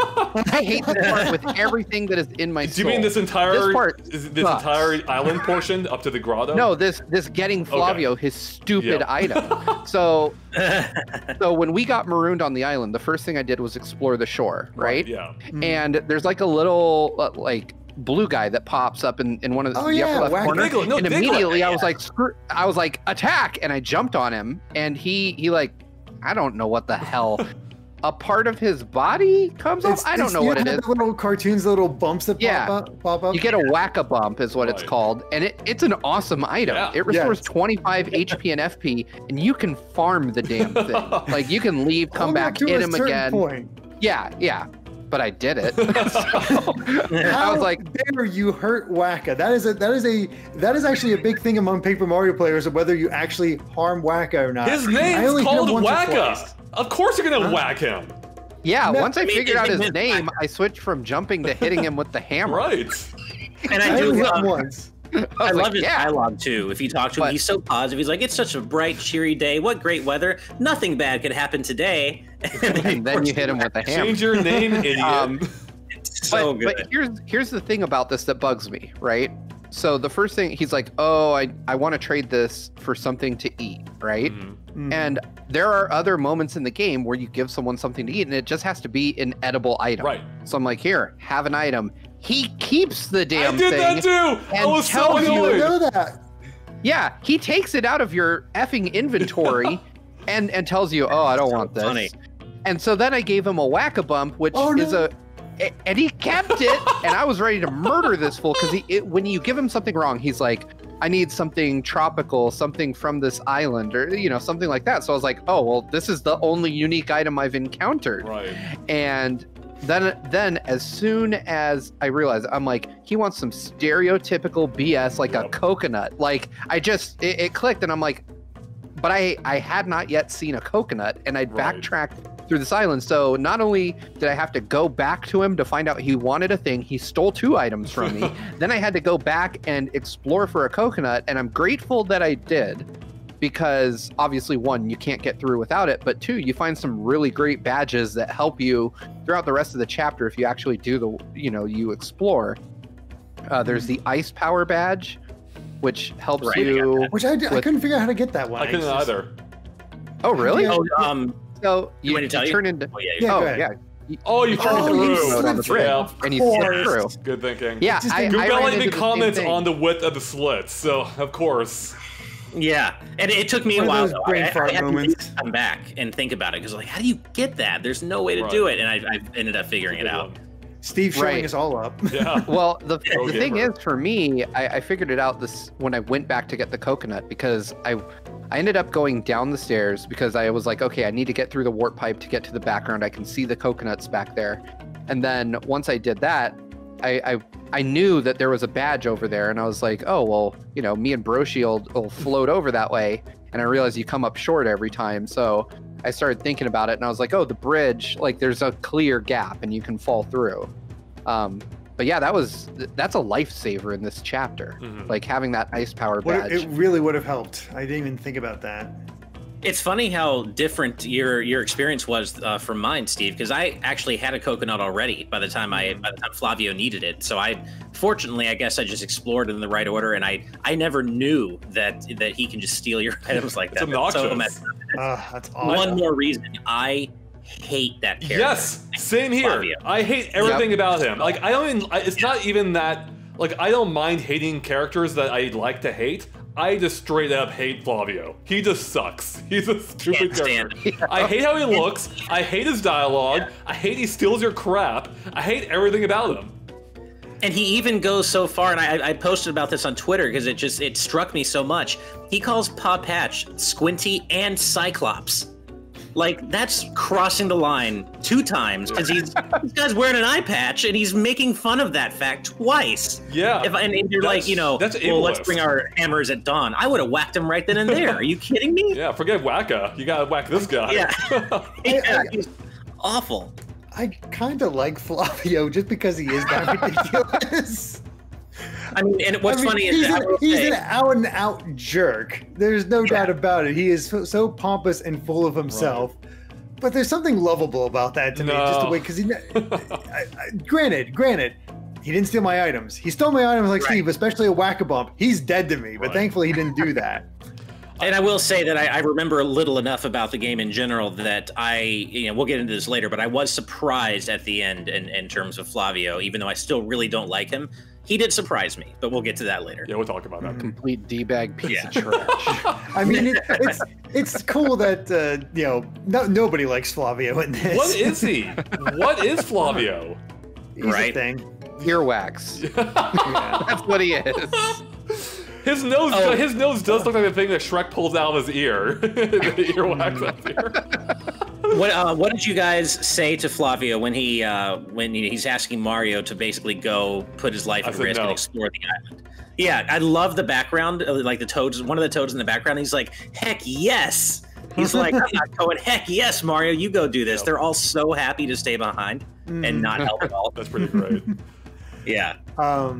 I also enjoyed, like, when you first rescue Crump. Well, I spoiled it, but it's obvious. Four Eyes. Four Eyes. You rescue Four Eyes, and Bobbery's left behind, and he immediately like looks at the audience like, "Look, I know you know who we are. Right. Yeah. Don't tell Mario." I do like that lamp. Yeah. I do like that lamp shading. It almost makes it feel a little bit more mature, like that. It's not that it's obvious for kids, but at the same time they know that people who do know are also playing this game. Yeah, I like it when he directly refers to the player as you in front of the TV. Right. And then it goes back to Mario and your partner, and they're like, "What does he mean in front of the TV? What is he talking about?" Oh well. Yeah. Frankly does that too. I was gonna say Frankly does that. Frankly does. And so I do think that was maybe a little too close together. Like it felt a little bit of an odd choice that both characters are addressing you within like half an hour of each other, whereas it didn't really happen that explicitly before. So. Yeah. Steve, I'm curious, was there ever a point at which you, like, during Bobbery's whole story and him is, having his last bottle of Chocola Cola, which is obviously wine, by the way, was there ever a point at which you thought he was actually going to die, or did you know or suspect he was going to join you? No, I definitely suspected it because I'd been over... when I went to rescue him, I walked past him the first time just to see what was over there, and I saw the red statue and the blue one, and I was like, okay, there, I have no current way of dealing with these that I can think of. And I saw what looked like a very obvious, like, bomb-shaped insignia on the wall. I was like, he's going to have to help me with this. So, yeah, I wasn't too surprised. Who joined you? Plus, Nintendo loves this shtick of, like, thinking someo's going to die and then it just being, they're being overly dramatic. So I kind of figured it would be one of those. Well, speaking of which, did you guys, did any of you take the chance, because this is one of the only times in the game you can do this, to actually explore all the partner dialogue in relation to Bobbery who's sleeping? Because you can, I think. Yeah, because you can actually. This is one of the only times in the game where you can actually swap characters and hear what everyone has to say. Because what's really cool about this game is each partner speaks distinctly. So depending on which one you have out, they'll say different things. They all cover the same territory, but they say it in their own unique way. So it was fun for me to swap between them and see how exactly they all presented the same information in their own way. You can also do that actually right next to there when you examine the hole for the skull gem.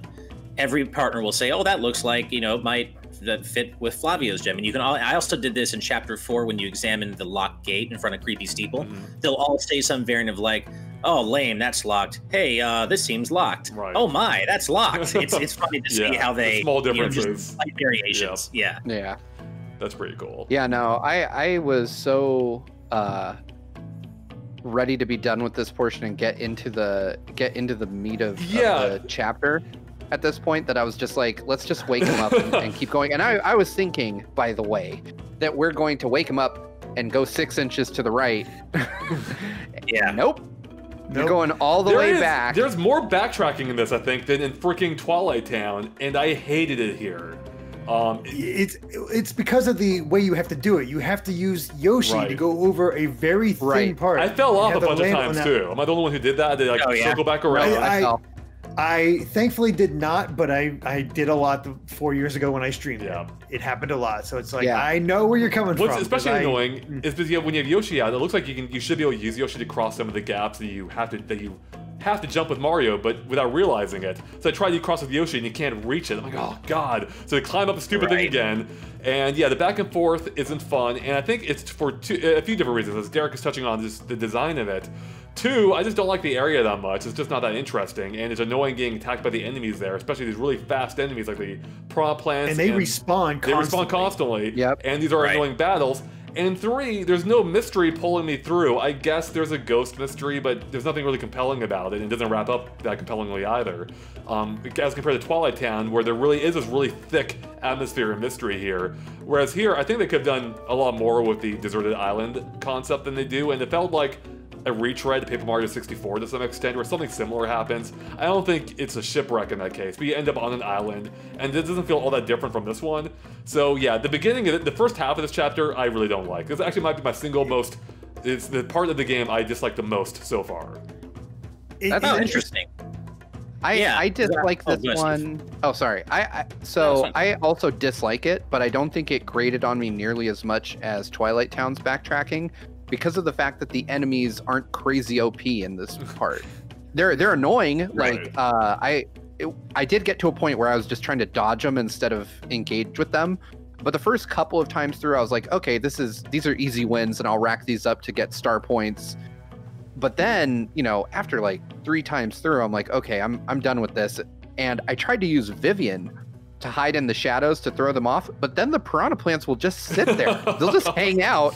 And the worst part is, if you come out of the friggin' shadow on a piranha plant, it will register that Mario jumped on it. Oh no! So you're going into a battle taking 1 damage off of this.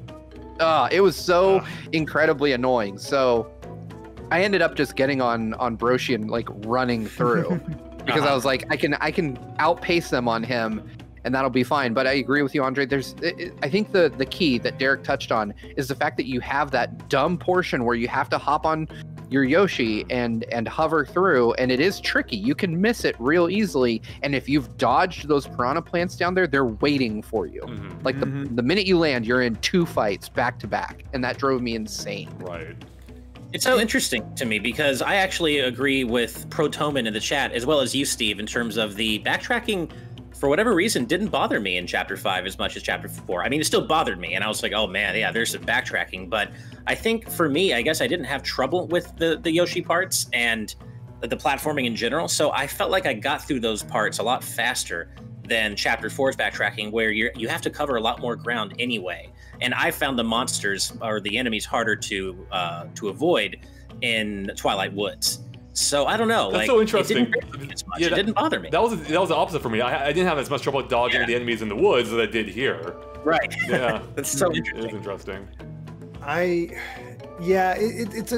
It's a shorter section too. I think it's only like 3 screens to go from town to where, you know, the skull entrance. So it's not as far. It's just that annoying middle section with very aggressive enemies, and I think that's what really brings it down. It's not too bad once you have the patterns down and know how to, you know, can do the proper thing. But that first time through experiencing this, it's a pain. It is nice that you get so many star points though. Like this is at least I found it in this chapter. I was leveling up more than any previous. We should compare our levels at some point to see what level we're all at. I forget what level I'm at. Yeah, I but remember. I feel like I'm a little over leveled just because I did do that. The 50. Pit of 100 trials up to level 50. Oh, right. Because I was getting only 2 to 3 star points per enemy kill. Oh wow! Not total, but just per piranha plant. Real quick, Azram brought up a good point a while ago that I wanted to touch on, and that's the fact that they say cowardice is clearly a central theme to Chapter 5. I thought that was interesting with how the bar owner didn't want to get the letter to Bobbery, how Flavio is a clear coward constantly throughout the chapter. So that's kind of interesting, just how that does seem to be a theme of this level. Except maybe it might change course a little bit at the end, as Ash is bringing up. We'll bring up later. I mean, even you could even say Bobbery was, you know, I hesitate to call him a coward because of what he's been through, and his story really got to me, I have to say. But you could argue that Bobbery was afraid of the sea because of what happened and the trauma he experienced. Yeah, so he stopped living his life. Yeah, he was afraid of living his life because of what happened to his wife. So yeah, no, that's a really interesting theme, something I hadn't thought about before. So.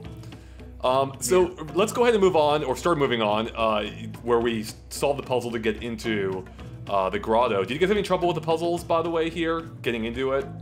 Nah. The only part that tripped me up for a second, maybe 30 seconds, was how to actually open the entranceway proper into the grotto. We have to throw Bobbery up. I just didn't even think about it. So we're like, oh wow. They said when he introduced it, like he could throw him to higher ledges. Like, okay. Yeah, I mean, I remember that, but yeah, it took a second to realize I needed to do it there.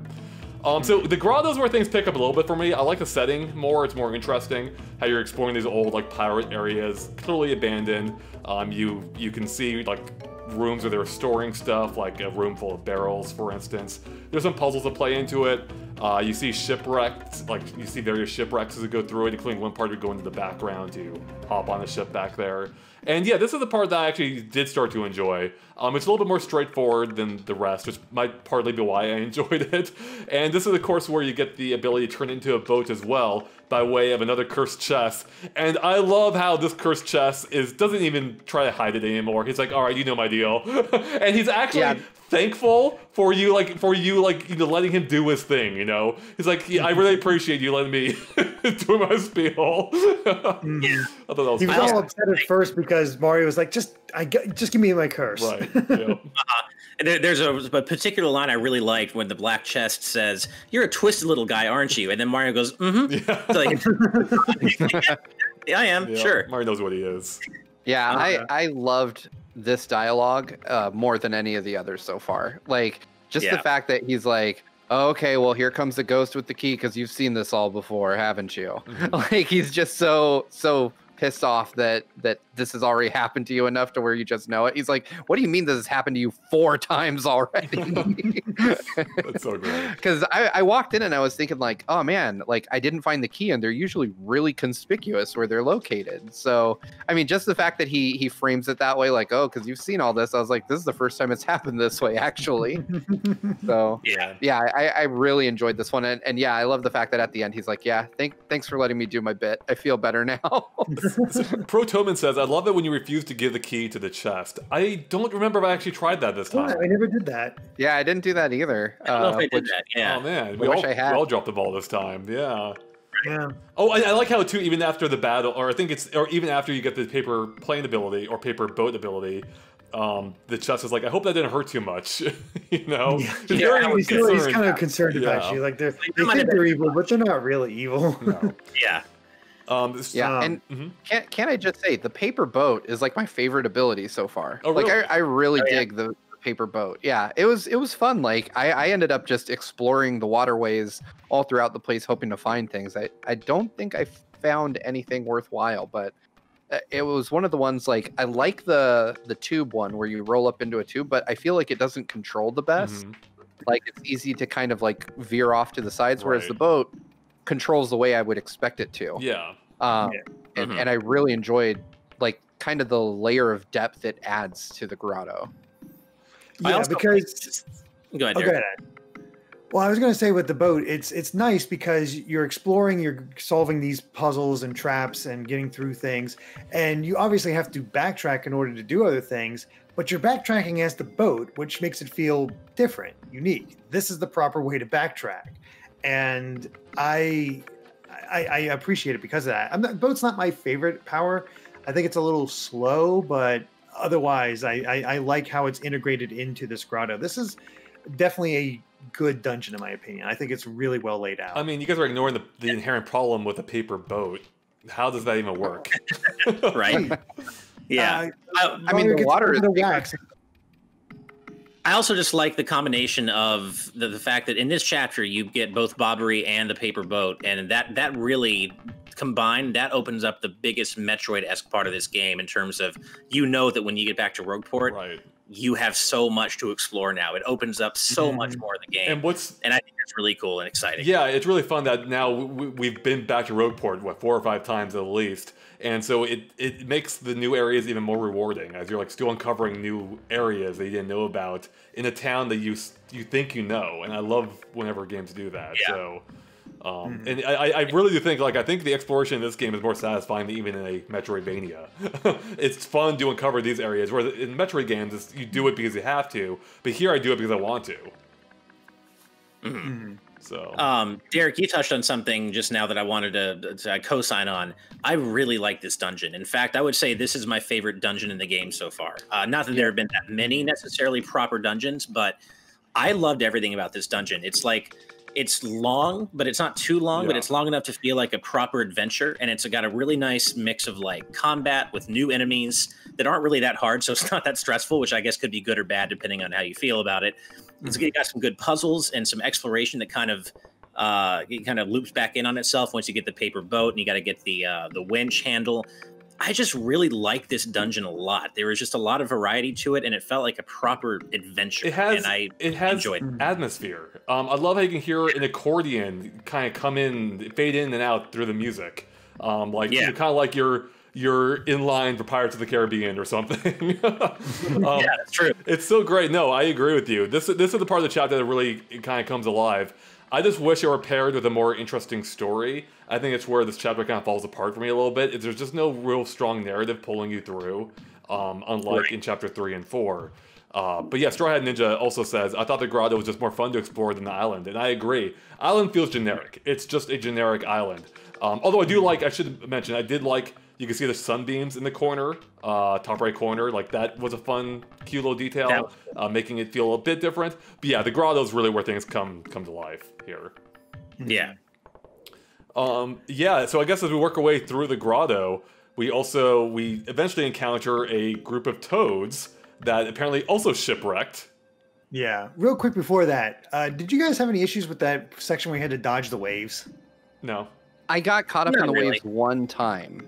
Yeah. And I thought that was interesting, but it does, I feel like it does require some good dexterity. I was telling you guys in the pre-show that I had some lag on my monitor, so it was making it exceptionally difficult for me to navigate those waves. But so yeah, I did get swept away one time. I didn't know that could happen. Yeah, I got frustrated because I was all the way at the end, almost past the waves, and I was in the final section. One spawned right below me as I was about to go all the way to the back. Oh wow! And it was like, that sucks. On. Yeah. I just wanted to mention that because I got screwed. There. Yeah, I got about halfway there when I got swept up, but man, that would have been even more frustrating because it's not because like you mentioned, the boat goes really slow, and it is a really long stretch that you're having to dodge those waves through. So yeah, that would probably make me put down the controller for a while. Just like, I did it. So is it once you get past that part that you encounter the toads?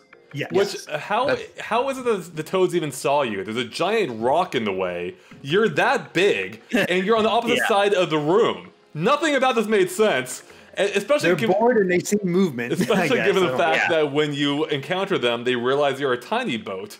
Which, how did they even see you from that far back initially? But that is kind of funny, though, how they're like, oh, this isn't actually anything. This is a pointless... Yeah, how disappointing. Come on. Really, they're so disappointed. They're like, we've been in here for who knows how long. And I do like the foreshadowing there, because if you... Even from the beginning of the game, I think, there's this toad in the harbor who comes with you, but he talks about how his brother was lost at sea. Mm-hmm. And you get a little bit more of that kind of side story every chapter if you talk to that toad. So I like that this was all set up, way beforehand if you were paying attention. Mm-hmm. You know what I like too is that in this group are Frank and Francesca, taking a post marriage trip. They're trying to go see some sights, and they end up getting marooned with all these toads. But we don't know this till we free them, right? Wedding rings. Oh, I missed that. But we don't see them in the net, right? It's only after we free them that that becomes apparent. Right. Yeah. Yeah, I didn't realize how many toads were in that anyway. It's like a ton of toads. 200. Yeah, something like that. So yeah. I gotta say, I really appreciate what Azran127 just said to Protoman, because Protoman said, "Never knew that was possible. Didn't get hit by the waves." He says, "Well, I guess it was smooth sailing for you." Nice. Yeah, Jacob says the wave section is so annoying. That's so funny because I had no trouble with that. I didn't even know anything happened if you got hit by them. So yeah.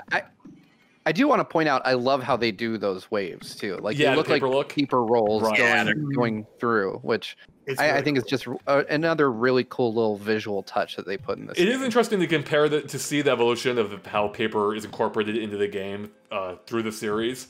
Because in Paper Mario 64, it almost felt more of a technical limitation than anything else. Like, it was cool, but it almost felt like they applied the paper moniker after developing the game. It wasn't a huge central part of it. Incidental. Yeah.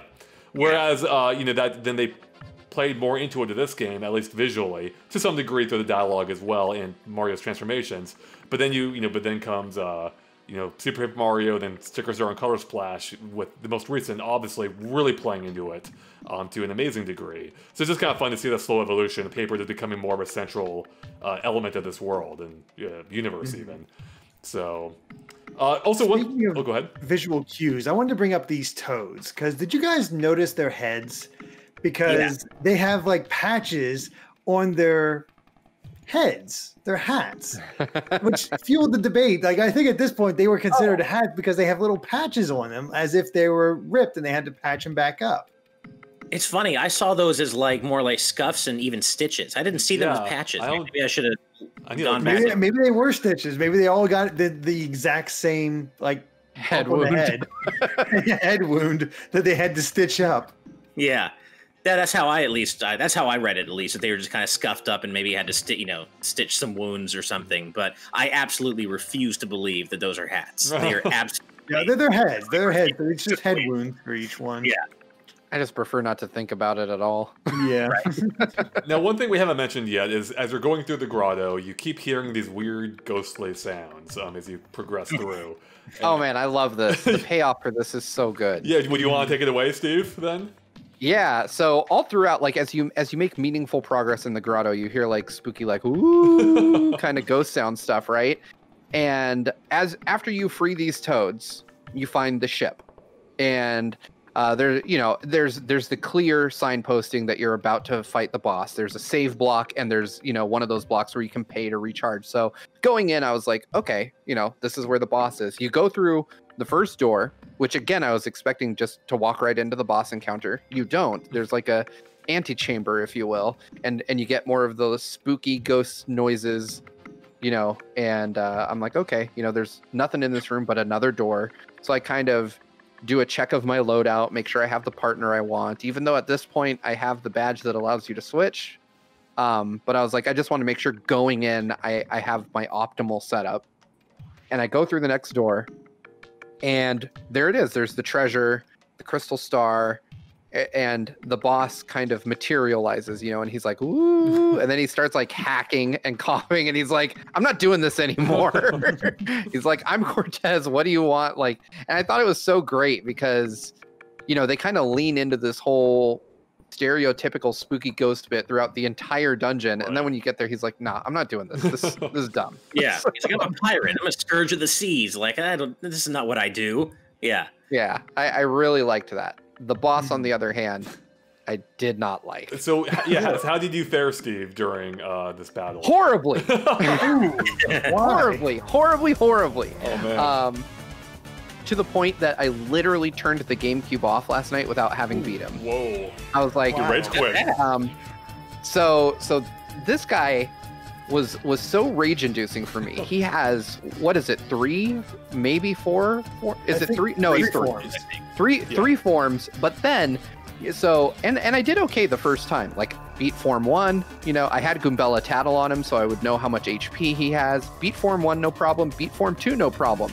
Then Form 3, this SOB brings out 4 floating weapons, each of which get a chance to attack you, each of which don't, like, they do a decent amount of damage. It's like 2 or 3, but when you couple that, one of the friggin' weapons attacks twice.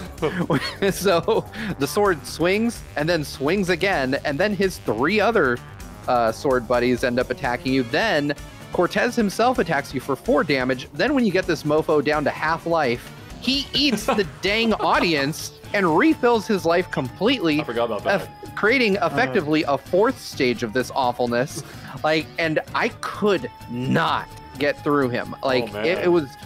Couple that with the fact that I was playing on my laggy monitor, so I couldn't nail attacks. So I was getting like 2 points per turn of damage on this full. And I couldn't do my multi-bounce, so I couldn't hit all the weapons at once. And it drove me insane. Like, I didn't have nearly as much trouble once I switched back to my TV this morning. But who decided that he should have 3 different states, one of which includes 6 attacks per turn and restore his life? Like, I want to fly to intelligence systems, meet that person, and open hand slap them in the face as hard as I can. You'll whack and at just him? look at them and be like, you know why I did this. You really are about that violence. It's so funny because I was so angry at this guy. Your experience could not be more different than my own. Yeah, he was a cinch because, Steve, here's a question for you. Did you upgrade Vivian at all with the shine sprites? I did. Oh God! But that I didn't. Fiery use that Jinx is amazing. So why didn't I think to do that? So what I ended up doing, Fire Jinx either. Who's it? Yeah, Jacob Tucker did the same thing I did. I never use Flurry. Flurry, in my opinion, is like the worst partner in battle typically, or at least I use her the least. But her Gale Force blows all the weapons away instantly. You don't have to do anything. Is that consistent though? Does I know it does it. Okay, hold on. I have questions. Do the weapons still revive when you do that? Well, yeah, but you just bring Flurry out again, and just every time the weapons come back out, you just use Gale Force again, and they're gone again. Oh man! So what ended up happening? Either of those things. So what ended up happening for me is Cortez didn't even get a chance to attack at all until the 3rd round. for whatever reason, he kept freezing, as in like he kept getting frozen. I think at one time it was by the audience, the ice machines in the audience or whatever it is that froze him. Oh, really? Yeah, and then he froze for another reason at some point. I don't even know what caused that one. But he didn't get a chance to attack at all until the third round. Then I would just use Earthquake to take out all the weapons because I think they had 5 health at most, and Earthquake just clears them out. And I was able to focus on Cortez, and he gave me almost no trouble. So it's funny that you had that experience, Steve, and it'll be fun to contrast that with the next battle where my situation was quite a bit different. Oh yeah. Oh wow. Did you guys? So you guys didn't use Art Attack at all? Because I paired that up with it as well and wailed on with that. No, I didn't. I used Art Attack against something else. Oh, I used Art Attack against the Atomic Boo and the Creepy Steeple, like that optional thing. But yeah, I didn't use it here. Art Attack is fantastic. I love it, but it only does 1 damage to Cortez, or at least in my scenario it did. So I was like, oh, the best I'm going to get is like 5 or 6 damage off him. And it just, for me, it wasn't worthwhile to do it. But yeah, I could have taken out all the weapons that way. So Azron brings up a good point. As you all said, quick change for the win. So Steve, have you still not equipped quick change? No, he did. Oh, he did. Okay, okay, good. So hold on though, hold on. In my desperation to try to beat him last night, before I literally rage quit, I unequipped it. Because I was like, you know what? I have, which by the way, so I have Spike Shield. So I was like, Mario can jump on all the swords. Cool. Oh, nice. I thought that would extend to Goombella as well. It does not. So I basically screwed myself, but I ended up beating it with just Mario and Goombella, like because both of them have multi-bounce or power bounce for Mario, multi-bonk for Goombella, and I ended up wailing on him in his third form that way, and I just every now and then I would do some attacks on the weapons to reduce the number of them on screen, but I still don't know how you design. Like, he gets 6 attacks, he can do like 12 damage per turn easy. Right. It's just crazy. But yeah. By the way, little quick tip from Jacob Tucker, Steve: draw a huge circle to increase the damage. For attack. Yeah. You want if you cover more of their body in that circle, or get more of their body in the circle itself, it does more damage. I really need to read the tooltips on these things. First Timer also works against all the weapons. It does. I ended up using that as my go-to when he had all the weapons out. So I had one item that would hit everyone with lightning, and that would drop all the weapons. So I used that. I ended up burning a couple of my whack-a-bumps just to keep Mario alive. Yeah, it was a rough fight for me, gentlemen. I That's did fun not to hear. enjoy it. I wish my fight had been rougher because mine. I just sailed through this guy. I was hoping for my audience was constantly throwing crap at me. Like, they never attacked the other side. No, they were jerks this time. They were riled up. I don't know what their deal was. Yeah. Well, the same thing happened to me that happened to you, Andre, but only in the last form. Cortez got frozen by the ice machine or whatever, and that kind of made the rest of the fight a lot easier. But I gotta say, I didn't have too much trouble with this fight at all. But I do like that it's probably the first, decently, or in Steve's case, if you have lag like you did, very difficult boss in the game. Like, most of the bosses up to this point, if not all of them, have been pretty, effortless, I would say. So I actually like that this one really, it's a bit of a difficulty spike, and you got to really plan your approach and mitigate the threats caused by the weapons. So I actually like this fight a lot, even though I didn't find it that difficult. And Steve, I have to say, I do think it probably would have been significantly less difficult for you if you had no lag, if you could have just played. Oh yeah. No, once I hooked it up to my monitor or my TV this morning, it was infinitely easier because I could actually time my attacks and get follow-ups. Right, and that's essential for some of the star moves like Earthquake, for instance. I can only imagine how impossible that would be with lag, where timing is essential. Well, let's go ahead and move on. Let's go ahead and push forward toward the end. Well, technically this is the end. You beat the boss, you get the end of chapter screen, you get the star power, you're done. But you're not done. Because the chapter... I love how Cortez is like, I'm dying. Oh wait, I'm already dead. It doesn't matter. That's you think you can beat me? I'm dead already. Yeah. I love the fact that he's like, you don't want my treasure? He's like, you just want this thing? I got tons of gems, dude. Just take it. Here. I don't like it much. Amigo. And I also like, if you look at the description of the Sapphire Star in the menu, it says the object you got for not really beating Cortez. That's pretty great. I didn't even know they had a description, so awesome. Yeah. All right, Derek, you want to walk us through what happens next? Yeah, so you beat Cortez, you get the crystal star, and then you head back to everybody else, and turns out the fight was so epic that it caused a bit of rock movements, and a crack has appeared on the wall. You use Bobbery to get out, and you meet everybody on the beach. It's a happy reunion until Crump, Four Eyes reveals himself as Crump. It's Crump all along. I never got, yeah, surprise. And he's there with a massive metal battleship and starts firing on the island. Terrible aim, though, as they're able to just talk pretty casually as it's all going on. As Flavio actually gets the idea to ask Cortez to help them defend themselves, like use his boat so they can go up against the X-Naut ship. So they go back in, you talk to Cortez, and it turns out that he needs that crystal skull that Flavio's had in his family all this time, and Flavio is able to threaten to dump it in the ocean, have Mario beat him up and then throw it in the ocean so he could never get it. So Cortez relents, calling him, I forget what he calls him, but he calls him a bunch of names as it's going on, which is pretty great.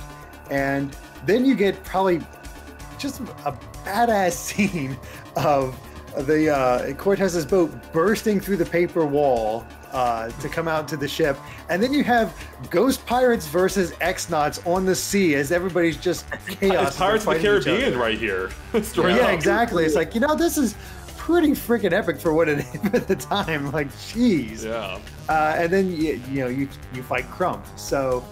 I again, as if the description isn't obvious, I love the fight against the X-Nauts. So, yes. Yeah. So, my experience with this battle is quite a bit different from the first one. At least at some point. Because I cruised through the first part of this battle, but once he went off screen and refilled his health, that's when I started running into trouble. I forget what exactly the difference was, but yeah, this is where I started getting creamed by this guy with his ability to hop onto the audience or his minions, roll over you. That just started eating away at my health, and I was left with, I think, at some point I was left with like 2 HP. I had no more, I was out of star power, I had no ability to refill, I had no items left, I burned through my inventory. I'm like, what the heck do I do? So I had to, at some point I used my cape, or I had a cape to go invisible for 3 turns, I believe. I had to use Vivian to dodge one of the rolls, and I got super freaking lucky that I dodged 2 of his rolls in a row just with my badges, where I got lucky, and I just dodged the attack. At any point, if one of those things not worked out, I would have been screwed. I would have been just killed. So my heart was pounding by the end. I'm like, Jesus. Especially because at some point, after he refilled his health, I'm like, well, I gotta deal with his audience, or his minions. I'm like, combined, they're wrecking me. So I target the minions, they go away because I killed them, then they come back like a turn later. I'm like, are you kidding me? Yeah. Really? Yeah. So that's where, so this is the most intense battle I had in this game up to this point. I don't think I've had a game over except when I went against the Dragon Boss in Chapter 1, that I didn't have a cricket thing. But yeah, so this is the first time I felt legitimate fear of having a game over. Oh, wow. So, yeah.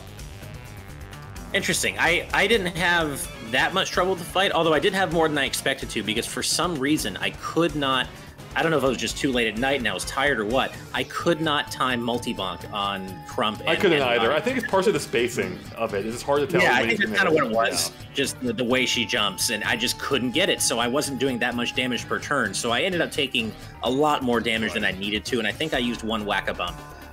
Yeah, I use mine here too. As a quick reminder, I'm using a badge-only strategies. I only have 10 HP as Mario. Yeah. So, and the fact that his roll targets you and your partner at the same, or the partner and you at the same time, was devastating for me. Right. No, I can imagine.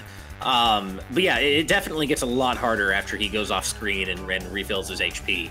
But yeah, I mean, given that I'm not doing a badge point only run, I didn't, I could afford to take a few hits, even though I was not nailing multi-bonk and doing what I would normally do. Proto Man says, wait, Andre, do you even need whack-a-bumps with 10 HP? That's a funny thing, actually. I've been holding on to that freaking, what's the big mushroom called? The one that restores 50 HP. Oh, Ultra Shroud. Yeah, I've been holding on to that forever. I'm like, this is just take up space in my inventory when it literally serves me no purpose. My partners rarely use it or rarely need anything because I'll just swap them out if they're low on HP.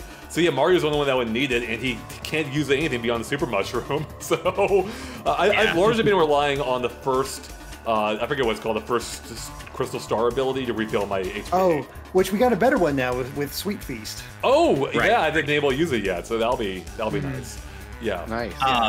Just to back up a bit really quick, even though I kind of mentioned this earlier, even though I hated Flavio and I still don't like him, I was actually pleasantly surprised by his sudden growth of a backbone at the end of the chapter, where he literally says, like, no, I'm, stop whining. I'm your leader, and it's my job to get you guys home safely. Your lives are on my conscience. See, not exactly like that, but that's basically what he says.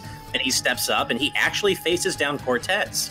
And I thought that was kind of a cool character moment for him, even though it doesn't redeem him fully in my eyes, and I never want to see his stupid face again. I do like that he actually stepped up as the leader he kept calling himself the whole time. Yeah, some development, right? Some character development. Yeah, had a little bit. And it was kind of cool to find out that his Flavio. ancestors were the ones who stole the jewel from Cortez. It's kind of a nice bit of backstory, especially when you consider the fact that you can meet Flavio and see that skull jewel for the very first part of the game. So I love how the game world builds on itself, and it really feels like this giant organic world where everything is interconnected. And you can meet people and find things that don't matter until several chapters later. Yeah.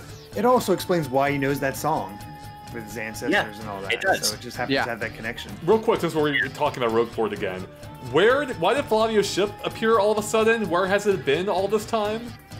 It just, I guess, decided to dock. Yeah, but just would it be where he is? I don't know. Maybe his I have no idea. Doing both things. One other little thing. Did you guys give any money to the weasel at the dock? Because he left as of this chapter. I've been looking for a character at the dock, and he's not showing up for me at all.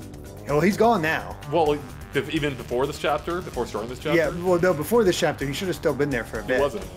There's a weasel to the right. Yeah, he might only be there if you down the stairs. He might only be there if you engage with him earlier in the game, then, because he wasn't there. That could be. Yeah, I gave him 100 coins, I think, between chapters 3 and 4, and I forgot what he does or how that pays off, if it does at all. But he's gone now. Check there. We each time come back to report from now on, Ash. Right. Okay. I gave him 200. Cool. So, but yeah, that for me, again, not too difficult. Just use the power bounce, and Vivian again used it for any multiple enemies, especially when they were hanging from the railings. And I actually brought out Flurry for when they were hanging from the railing to take care of all that. And I like my setup. I'm doing well. I can sometimes take some pretty heavy hits, but I'm at a good enough spot that I can handle them, and didn't really have that many issues. But God, I love Vivian as a party member, and Bobbery is super strong. Like, he does, without even being powered up, he's doing 5 damage if they have no defense. That's amazing. Yeah, that's really good. And he can attack the fire enemies without getting hurt or burned. And yeah, he's very useful. I still haven't been able to use or make use of his second ability where he tosses the bombs out. What? You haven't seen this, or are you? That's awesome. No, I love that ability. Yeah, that's why I used it once, but then I finished the match before they could detonate. And that's one. And I said before, I'm impatient, so I hate to have to wait a turn for it to pay off. So I haven't. So after that, I haven't used that ability at all. Plus, the aiming is a little bit tricky because it uses like the Yoshi's Island style cursor, where you have to time it just right. So. If you can get it if you have patience for it and you want to just do more setup, it can be really devastating, especially against bosses. Certain bosses, it can do really wear them down because each explosion is its own damage. Right. Yeah. I just don't have the patience. Like I rarely use attacks like that. Like you said, Andre, like even in Pokemon games, I so rarely will use attacks like Solar Beam that you have to, or Hyper Beam that you have to charge for one turn and then attack in the next, because I just want to keep going. Exactly, I want momentum. Yeah. Right. Exactly. Well, yeah, I guess once we beat Crump, that's it for the chapter. Yeah, officially. Did you have any trouble with him, Steve? I didn't. Okay. He was stupid easy. I mean, I don't like this trend of them dying and then refilling their HP all the way, but honestly, with him, it was more of an annoyance than a frustration. Like, I was just like, okay, cool, we'll just keep stomping you to death. That's so funny. Whereas for me, it was like a life or death situation once he came back. Like, I'd been cruising through it, and that's when I hit a wall with him. So. Yeah. I actually, speaking of Bobbery, real quick, I almost forgot to bring this up for my notes. I learned something I don't think I remember or didn't know from my previous playthrough. Do you guys have fog come into the battle at all during this section? I did. I don't. Bobbery clears the smog with his regular attack. Are you serious? Oh, Yes, I happy it was in my team and I was just trying to hit and he did it and the smog cleared. It came back the next turn, but if you put Bobbery first, have him attack, he might hit, he might not. The smoke clears, leaving Mario open to doing more damage. I'm like, okay, noting that for later, and it came in handy. Wow. Interesting. Yeah, Nice. I gotta keep that one in my back pocket. Yeah.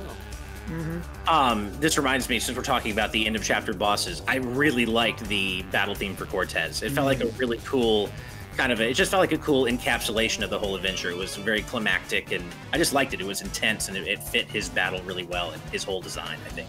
His design reminds me a little bit of a boss from Donkey Kong Country 2. He had like the flying. Oh, I know exactly what you're yeah. Yeah, Right. yeah. And it was a ghost thing too. Yeah. I do have one more note here. Did you guys, any of you, see the description for the Whack-A-Bump? I don't remember. Oh man, No, I I did, but I meant to. It's funny. It's just, all it is a lump of something. Restores 25 HP and FP. Yeah. That's all it is. A lump of something. Oh, You have no wow. idea. And it's so That's gross when you think about it. Yeah. Yeah, you really is gross. Yeah. I'm reminded it's like basically like Mario performed surgery on him, and you're left with whatever you took out. So gross. Oh, Yeah. We had a question from Azron127 earlier. They posted on Patreon, who's also, I think, in our chat right now. They asked, here's a question. Chapter 5 is the influencer for Thousand Year Door's incorporation in the Paper Mario stage in Smash. Based on what you've seen of the game so far, do you think it was a fitting set piece to represent the game? If not, what else from the game thus far might you have chosen to represent Thousand Year Door as a whole? So that's a really good question, because considering that I didn't even know until up to, I don't know, some point in the recent past that was meant to be a Thousand Year Door reference. I just assumed the whole stage was based around Sticker Star. Oh, I think we talked about this, Andre. I think we did. So I don't think it's a great representation because it didn't even make me think of Thousand Year Door at all. I mean, I like that it's there now that I know it is a reference to this game, but it's not the connection I made. So what could have been a better location? I mean, for me, I think Twilight Town would have been an obvious, cool location to go to. That would have been very, that would have stood out among the stage. Yeah. Rogueport. Rogueport would be amazing. Yeah. Yeah, Or the Rogueport boat, is the best idea, the right? boat at Rogueport. There you go. Have Rogueport in the background. Have the boat docked, and you can have the best of both worlds.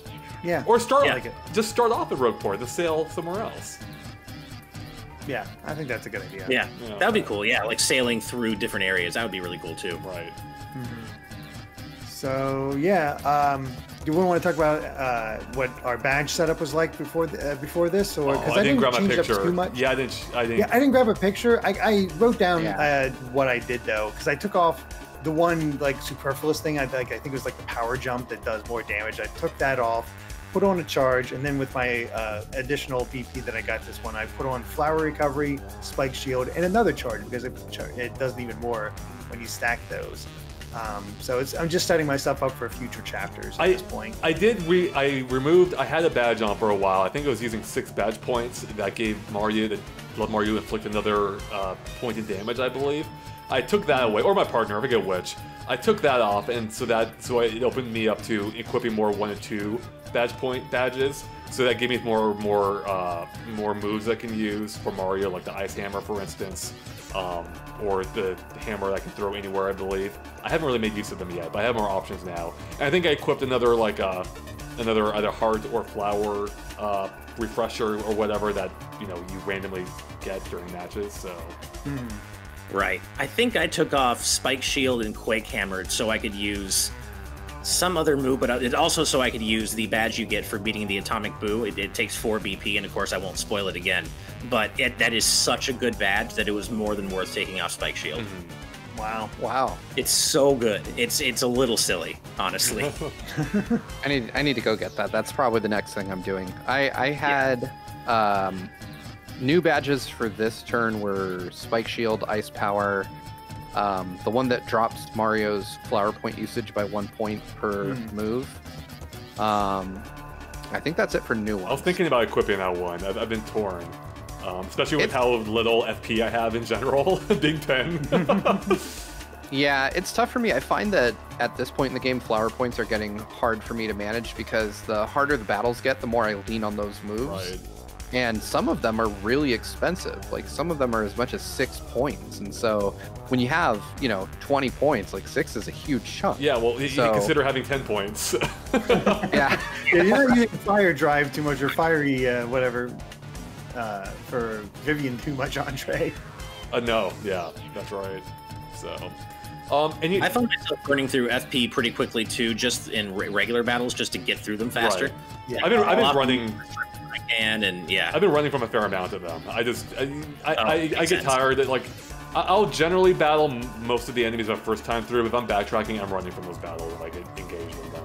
And so I end up losing a fair amount of coins from it too. Especially with those darn piranha plants, because by the time I try to recollect the coins, they hit me again, like, you suck, piranha plant. Yeah. And there's almost no... I just use the FP, kill him, and then just spend the money to heal, and it's usually a net gain. There's almost no window too in which you're actually invulnerable in this game. If you run, you're pretty much immediately vulnerable again. That's true. Yeah. So. Any other thoughts at all about the chapter, everyone, that we haven't touched on yet, or anything? A solid adventure chapter, maybe not one if you're looking more for a story aspect other than Barbari's backstory, but I'd say adventurous and fun. It puts it up there for me. It's probably, I agree. I think so far it's in the lower half of the game. It's like down there with chapters 1, 2, and 3 for me. So I guess if let's go ahead and rank them. So before I said my order was 4, 3, 2, from best to worst. It was in inverse order, 4, 3, 2, 1. Where do I put 5? I'd probably put it below 2, so it might be my second least favorite chapter so far. Wow. It actually might be. I actually might put it below 1. I'd have to think about this, so I really don't like most of it. I quite enjoyed it. Like I said, the backtracking didn't bother me as much as it did in Chapter 4 for whatever reason. I really enjoy the adventure aspect. Everything from the fact that it takes days to get to the island and how involved and huge Pirate's Grotto is. It feels like you're going on a proper adventure, and I really enjoy that aspect. So I think I'm going to go 3, 4, 5, 1, 2. Okay. Yeah. I'm going to actually agree with Jacob Tucker. We've been kind of in the same boat through there. We had the same order before, where I was 4, 3, 1, 2. And so I'm going 4, 5, 3, 1, 2. 5 is really fun. Nice. I know that backtracking part sucks, but that's the only real problem I have with it. I think it's a good adventure. Yeah, I liked this chapter overall. There are definitely some low points for it. I don't like the amount of backtracking. I think that they could have cut down on that, but you could say the same about most chapters in this game so far. So I would go 4, 5, 2, 1, 3. I still hate 3. Right. I think that this one comes really close. I think if they had reduced the amount of backtracking, and if Cortez didn't have quite so many weapons at his disposal in his third form, that it might knock 4 off. But it's really tough because I just love 4. So I'd say 5 is just behind it. Okay. Nice. Nice. Ezron says something interesting. You know what's not useful? The fire drive actually heals the Ember Ghosts. I had no idea. That's awesome. Makes sense. Yeah, it does. Makes sense. Makes complete Yeah. sense. Yeah, if only we had a water-based partner at this point, they'd be demolished, but not so much. I can't quite remember, but I think Protoman and I have been pretty much like the same in our chapter ranking so far. We've been in lockstep together, so I'm curious to see if that continues. Yeah, well, only a few more chapters left to find out, so Yeah. we'll see. Yeah. I think I'm not going to say anything, but I'm remembering what chapter 6 is, and Stop remembering. Forget Stop right it. now. Yeah. All right, anything else, everyone? I'm That good. wraps it up. Okay. all good. Well, I think we're about done here, everyone. So that's Chapter 5, Paper Mario and 1,000 Year Door behind us. So thank you for tuning in for it. If you're enjoying these game clubs, consider backing us on Patreon at our $5 Game Club VIP level, which nets you all kinds of benefits, such as being able to watch and interact with us live as we record these, including, or on top of that, early access to the final edited episode, along with being able to vote on what we play next, exclusive live streams, and something else. I can never remember all of them, so there's a lot in there. So there's a link to that in the description below. Otherwise, if you're playing along with us, make sure you're playing up to chapter to the end of the game next time. Yeah, we're beating the game next week. It. Wow, this is gonna be 3 chapters to get through, and they're just getting longer. So this ought to be something. This is gonna be something. Yeah. No sleep. Yeah, pretty much. It'll be rough. So this is gonna be a long finale. I'll say that. For backers on Patreon, that means you're gonna be getting 2 or 3 separate episodes. For the public episode, it'll be one giant one. But yeah, so if you're playing along with us, it'll be a little bit easier for a Patreon backer. Otherwise, but yeah, play to the end of the game. It's gonna be a lot of fun discussing these final few chapters as we get into it. And with that, we'll see you next week for chapters 6, 7, and 8. We'll see everyone there. Bye.